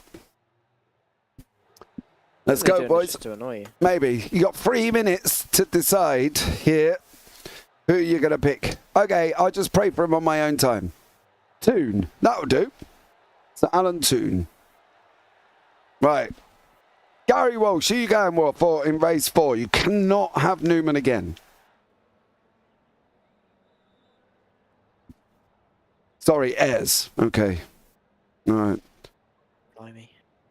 Okay, very mixed bag again for race 4. We've got Newman, Ayres, Griffiths, Owens, Toon. So anyone really there as well. Zach, well, I love the Mr. Toon vote from Shadow. Alan will love that. I know, he does. I think the thing with Alan, he just loves his racing. I don't think he cares where he finishes. Okay, so race 3... Is race 3 playing as race 4? Is that what we think race 4 is going to be 100% clean? What? Race 3 is... I see. Okay, no, yes. All or nothing on race 4, right? Yeah, I'd like to think that it's going to be all for race 4. Again, we've had race 1, 2, and 3 all be chaotic. We need at least one of them to be calm. Yeah. But... I don't know. Why? Why do we need one of them to be calm? Like, just I don't know. All out. Come on, don't know. David S.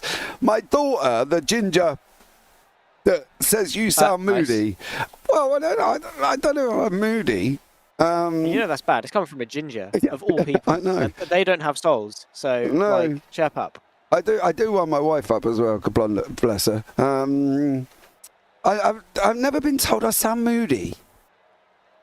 I know my commentator's voice might put some people off, but I've never been told I sound moody before. So, can you thank your daughter for that one, David S?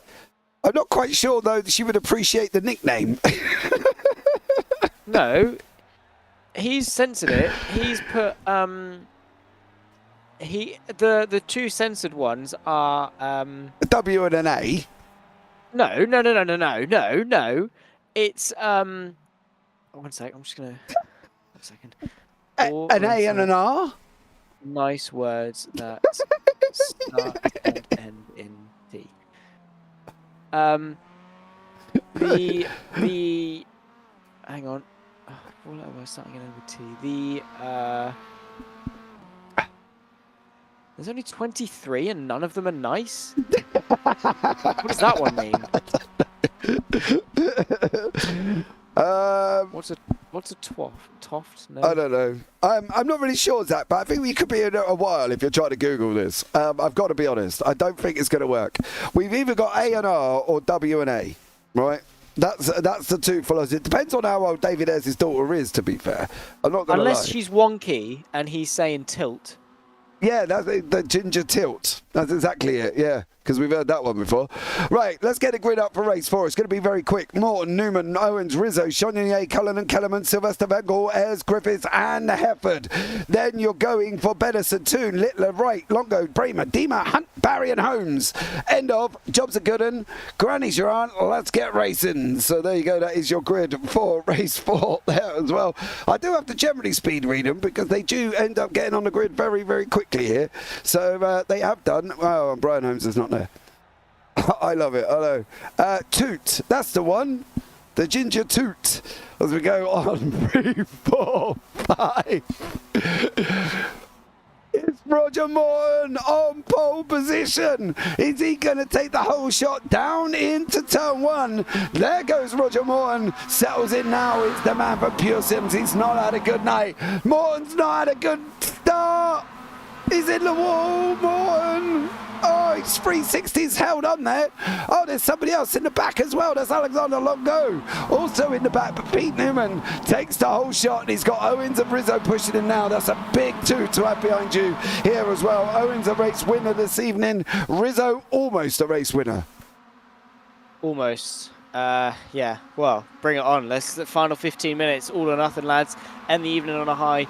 Let's leave the Hockenheim ring with smiles on our faces for everyone except Brian Holmes. Anyway, the move goes to the inside for Pete Newman. It's then going to be Miles Owens pulling up to the left-hand side. Multiple cars going side by side in the background as well. Late on the brakes is Arnaud Chonier sending the move to the inside, moving his way into 3rd place overall. The Frenchman not waiting around by any stretch of the imagination. We've got the Italian of Rizzo fighting away with the Irishman of Cullen. They're side by side as they head their way towards the arena section. Yeah, I think there's been a bit of an issue at the back with Bramer, Barry, Wright and Dima here as well. I think this was going into Spitzke for the first time once more. These guys not getting through. There's Barry, there's Bramer, there's Wright and there's Dima. Hunt is hard on the brakes with Morton. Oh, they just all kind of check up. Not entirely sure what was taking place at that one, but whatever it wasn't good. Now, Brian Holmes, you say bye-bye Newman.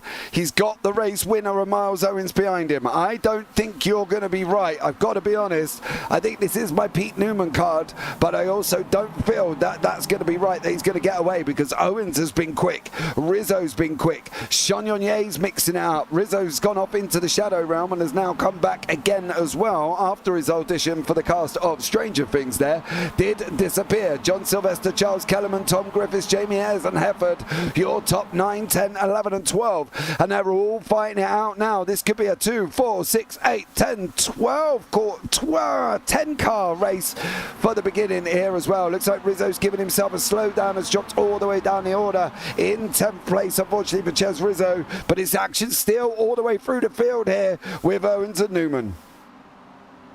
Yeah, I nearly was going to go for Rizzo for this race, but glad I didn't now. No offence to the Italian. But yeah, looking forward to how this race develops. Obviously, Newman and Owens are going to go toe-to-toe. Sean Yunye, I have to say, he's doing all right, isn't he, up there in third? I mean, we get up to the next time is Andy Littler, which is going to be a huge points gain in the rest of the field if he can keep himself up there for the rest of the race. And now, also, maybe a chance at an overall win. I know that's far-fetched, but it's possible. Pete Newman, side by side as Owens pulls out to the left-hand side. It could be the up and under for the SOP machine. The late apex run could well give you that tighter run on the exit. And that chance is... Oh, no, PVG's gone. Oh, he was trying so hard to save that, was the Dutchman of PVG. We'll have a look inside his cockpit very, very shortly. There's a nice little battle back with Sylvester here as well, with Kellerman sticking his nose on the inside of turn 8. Kellerman and Sylvester fighting out with Griffiths, then Hepford, then Jamie Ayres there as well. We're going to have a look inside the cockpit of Pete Van Gool and see what he did here. This was a big old move. He tried to save it. Oh, full lock, no, just overlocked it for PVG there as well, as his arms were going like frantic wings of a baby falling out of the nest, and he still managed to hit the wall. Yeah, well, you can flail all you like, you're still gonna life finds a way, right? They didn't quite have the same dramatic pause as Charles Kellerman has gone into the pit lane. Well, and also Steve Heffers ran himself a little bit wide on the exit of the last turn. Got that the right way around this time. Turn 16, there we go. Knew it this time. As Dan Hunt is making some good progress forwards as well. But all in all, it's been a very chaotic start to this race. And, well, there we go. There's also side-by-side just ahead, you can see, as Griffiths picks his way past on John Sylvester, up into 5th place and, well, making some steady progress forwards, but has to be careful because there's a bit of a gap up to the rest of the field. You can see 2.5 seconds to close. It's going to be a little bit difficult. Yeah, it is. It's still Owens and Newman, mind you. They're still battling it out. Owens is not giving it up. He's not giving up. He's being very smart here, Zach, as well. He's not pushing that beginning move, is he? He's not pushing the move down a Spitzkare. He might sit there and think he's got 10 minutes to go here. So there's no real reason for him to start pushing and pushing and pushing when he knows he's got the pace. He's a race winner. He is a race winner, so there's no need. Owens has clearly got the pace. It's whether or not he can get close to Newman or whether or not Newman can break away. Yeah, he needs to keep the pressure on, right? That is, there's no two ways about it. You need to apply pressure. You need to fill his rearview mirror. You need to stay with him because Newman is the last driver on this grid that you want to say, yeah, go on, mate, off you go. He'll be like, all right, cheers in a bit, and he'll just check out. He won't leave any crumbs. He will just go. He is just that quick, and any opportunity he sees, he's going to seize. So he's just got to run with it. Miles Owens, obviously, it's going to be tough, but he deserves to be here. He's quick enough. He's consistent enough. He knows how to race. He deserves to be up there with a driver like Pete Newman, but he has to, prove why he deserves it for the next 9 minutes of racing action because it is going to be tough. The slipstream helps, obviously. But the most important thing that he can do is a tack, right? The best way to keep Newman in his back pocket is to attack him. The problem is that I suppose for Miles Owens, now they've opened up that little bit of a gap to Sean Yunye, not by much, mind you, 7/10 of a second. But for Owens, if he can stay within this free mark, he's not even showing intention. Pete Newman went off and defended Finn Air for a brief moment there. There's no intention from this man. He's running up behind him now. It doesn't look like he's going to be aggressive. And I've got to be honest, unless he's got he has got a massive overspeed, but let's not do anything crazy here. Newman's struggling to get that MX5 stopped. He did get it stopped, but there's no real anger in Owens's car movement. Do you know what I mean? There's no real aggression. There's no out and in and out and in. He's just sitting there going, meh. Let's just get away, Pete, and that's what he's doing. He's doing a stellar job at the moment, just sitting there keeping it nice and tidy. Sylvester and Griffiths are almost in the same boat, as is Hunt and Rizzo and Van Gool and Longo. They all seem to be within that same area. Longo's looking a little bit more aggressive over Lee Deemer at the moment. Dima going around the outside of turn 7. You're on a straight.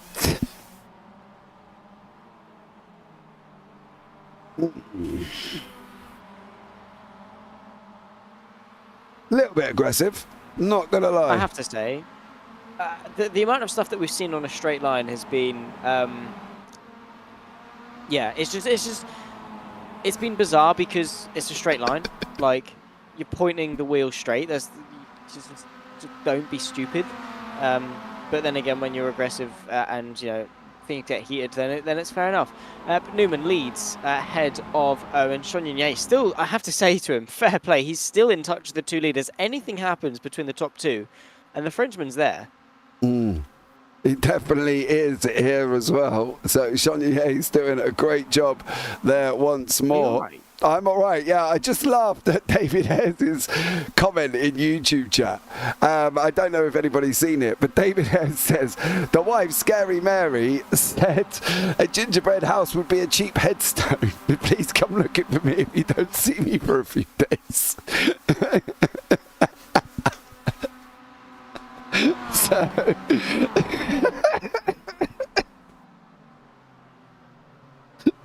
oh, dear me. Oh, come on, Mr. Sweeney. You got to have a laugh here. Newman's still out in front there as well with Miles Owens, Arnold Chagnon, Ralph Cullinan and Tom Griffiths all scrapping it out. Further down, we've got a nice little battle with Darryl Wright and Sir Alan Tooney in there. Go on, Tooney. Give it some there as well in that 65 Mazda. He's now got Pete Van Gaal right up behind him currently at the moment as well. Still, you've Hefford scrapping it out with Roger Morton. Morton's looked quick tonight, just made... It's really weird with Morton because we've seen him in the Clios and he kind of does the same thing, doesn't he? Gets out in front on a reverse grid sack and then makes silly mistakes and end up dropping down the order. Yeah, that is sort of the general consensus for a lot of people as well, to be fair. Like, oh, I'm in a good position. Oh, let's not mess this up. What do? They go and mess it up. I think a lot of people put pressure on themselves in these reverse grid races because there is expectation. The reason they're there is to help the people that aren't as fortunate in race 1, 2 or 3, or the ones that sort of the ones that I'm trying to the ones that don't do too well in the races that are organized normally, so much so that they have to benefit from the ones that are reversed. People put a lot of pressure on themselves in order to perform because they know that's their chance to shine. Yeah, chances are that's probably why we see a lot of people make mistakes in these races. Also, with it being so mix and match, different skill levels at different points on the circuit, different people overtaking different people at different times, and this, that, and the other. So many more variables are added to a reverse grid race, which again adds to the pressure and the likelihood of an incident happening. Pete Newman and Miles Owens, though, make no mistake, these two are at the absolute top level of their game. These two are just driving to their limit, driving to the absolute best of their ability. Miles Owens, though, not quite as good as he'd like to be on the brakes into the split scare hairpin. Pete Newman just for now able to stay ahead. No, Rhea, I went for... oh no, I did go for Jamie S, didn't I? Yeah, yes. Of course I did. I thought I went for Dan Hunt. No. Miles Owens there showed the first sign of aggression that he's shown all for the last 12 minutes. He literally pulled out and poked back in again. Chagnon, Cullinan and Griffiths. Griffiths is on his way, but I don't think he's going to get there over the next couple of laps. I think he's a little bit too far back there, Gary. So I think they could end up fighting here as well. But I think for Miles Owens, he's not looked aggressive. That's brought Chagnon into it with Cullinan as well. Maybe Newman's struggling and maybe Owens knows he's struggling, so there's no need to make the move towards until the last lap maybe, because Owens has clearly got paces tonight. I would be inclined to agree. I think he's been up there. I don't know what it is with Owens. I think he just needs a little bit of a bump. Obviously, not literally, obviously that doesn't help anyone. But in terms of his skill, he just needs that little push of confidence, or that little bit of that extra 1/10 of a second or whatever to really consistently be at the front, because he's there. The raw potential is there. I mean, he's quick, he's consistent, he knows how to do everything. He just needs to hook it up over the course of a season, and he hasn't quite been able to do that as of yet. Unfortunately, it's been one race up here, the next race he crashes into his teammate, the next race he makes a mistake, and then the next race he's right back at the front again. It's too up and down, it's too inconsistent, and there are too many mistakes for for Owen, so much so that he does just need that little bit of an extra push just to find his feet and build some good foundations in a season. And once he's on that confidence, once he's on that high, then he's not going to leave it. Yeah, I think that's the thing. That confidence push is so important for SimRacers, as Ralph Cullen is showing the confidence over Arnold Chagnon. He is through here as well. The Irishman, Chagnon, does lose that position. Now Owens is not closed up as much as I thought he was on that Spitzker hairpin here, and unfortunately he's dropped back a little bit. Jamie Ayres is in the mix. He's fighting out further down with John Sylvester as they're going too wide round turn 7. Ralph Cullen's also going too wide with Chagnon and Tom Griffiths. Cullinan needs that inside. Cullinan needs the inside line over Chagnon there. He does make it through with Tom Griffiths tucked up right behind him on that run through 10 into 11. Griffiths is going to look up the inside now as well. Here he goes under Chagnon into turn 11. He's going to come out the other side in front. Griffiths is going to push him wide. He takes Chagnon's nose off. Chagnon dives back into turn 12. He is going to try and hold on to that inside line. Chagnon and Tom Griffiths, some great racing from the Hammer. Chagnon here, he's showing he's got some pace. Is he going to be able to hang it around the outside? He's not. There's a SOP on the inside. That's Sylvester. He pushes Chagnon out. He's going to lose that position to Ayres as well. Maybe for Chagnon's point of view, that might not have been the best move to be trying to do that, as Jamie Ayres now goes into 5th. Yeah, nice stuff from Jamie Ayres, slowly but surely picking his way through. Again, he plays the patient game. Yeah, he just knows how to play the long game. Even in only 15-minute races, you still have to essentially play the long game. Rhea, right? She has 2 good weeks, and she thinks she's on top of the world. Like, fair enough. You've overtaken me in the championship. I congratulated you for that. You know, I was the bigger person. I said well done. I knew where I went wrong, and I've tried to improve. Unfortunately, I haven't for this week, but I will do. But it's fine. You know, you do you. You continue. But yeah, we have still got one more lap of racing action. Well, 2/3 of a lap, half a lap really now of racing action. You've got Tom Griffiths fighting with Ralph Cullen. There is still chance for a podium here for Jamie Ayres. He just has to play his cards really right. Ralph Cullen just about able to snip his way back on the inside, but too many beans on the exit. Too much there. Morton and Bramer and Hefford going 3 wide at one point. Hefford there managing to hold on. Morton's trying to undercut him underneath. They're still going to be 3 wide again. These cars going into turn 7. At the moment, it is Morton, it is Hefford, it is Bramer. Can it be done? Can it be done? It can be done. And they've survived here as well. Bramer does manage to take the position over Hefford there as well. But Pete Newman has now got closing a Miles Owens. He's got to defend that inside line. If you leave the door open, Owens is going to be coming, but I think Newman's going to have... No! Come on!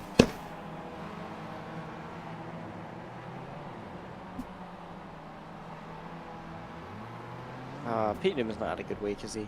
He would have done.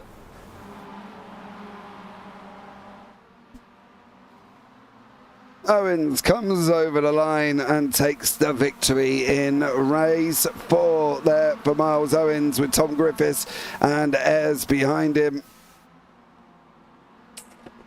In the arms, Chagnon does manage to hold on. Great win from Chagnon, with Darrell Wright taking 2nd place here and Roger Morton in 3rd.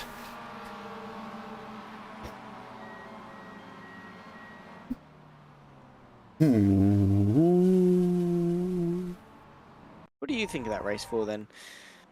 Well, let's see this. Obviously, Pete Newman not going to be too happy. You think?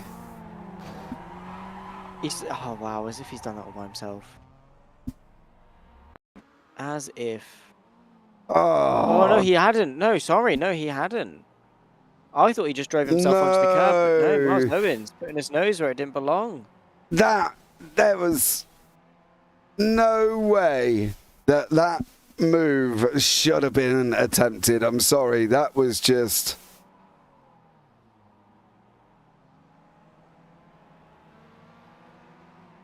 that was too far back, bro. Like, that was sent from a different... It was in the upside down when he sent it. That in cricket. Desperation. Miles Owens is your winner. Tom Griffiths, Jamie Ayres round out the 1, 2, 3. Then you got John Sylvester and Ralph Cullinan with Arnold Chardonnay taking the win in the AMS.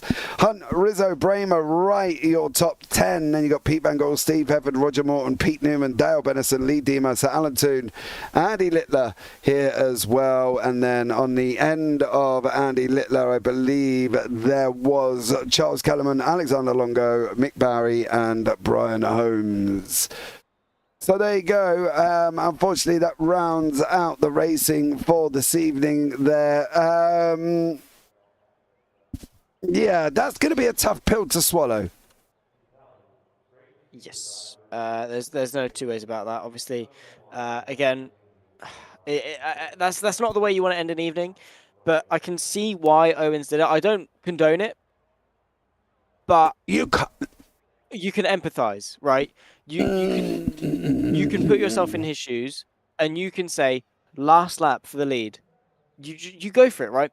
For you, it's either it's the win or nothing, right? There's no second place in that. Second is as good as last if you're in Miles Owens' position. It depends obviously how regularly you win, what championship situation you're at, whatever. But for Miles Owens, given his circumstances, I can completely understand why he would go for that move. I don't agree with him doing it, but I can understand it. We've all been there. We all just want that move. We all just send it. We all see a gap and we go. Yeah, but was the door even open? Yeah. Otherwise, he wouldn't have got in there. Come on.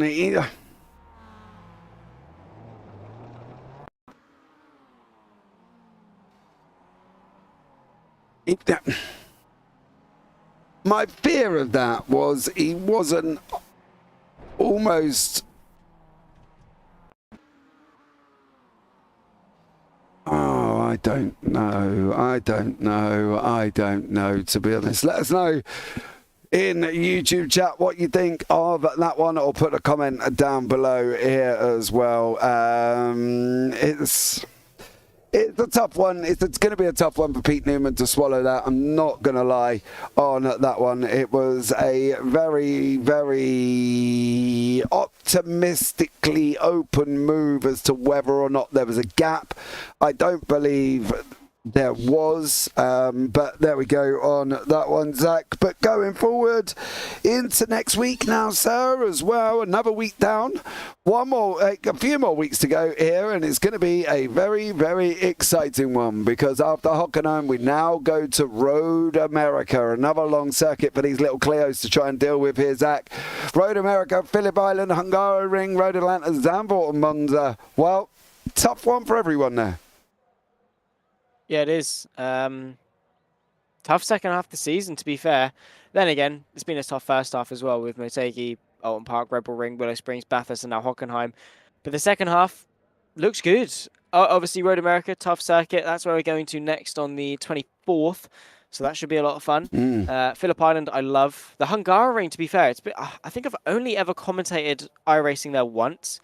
So looking forward to going back there. Road Atlanta, I love. Zandvoort, I love. Monza, it's going to be carnage in these, I'll be honest. So that'll be a good firework display to round off the season on the 28th of November. But all in all, looking forward to the rest of the season. It's been a great first half, and well, now we bring on the second half. Yeah, we'll go with that. All right, guys. Well, that's going to bring it to an end. Don't forget, joining us later on for the BSC final from Homestead. It has all come down to 4 drivers here as well. So 4 drivers are up for the championship. So join us later on at 1:45 in the morning if you are in the UK. But that's going to bring this race into an end for this one, guys. I've been James Parfitt alongside Zach Sweeney here. So for now, as always, take care. Have a great week, and you never know, we might see you on the track sometime. Good night.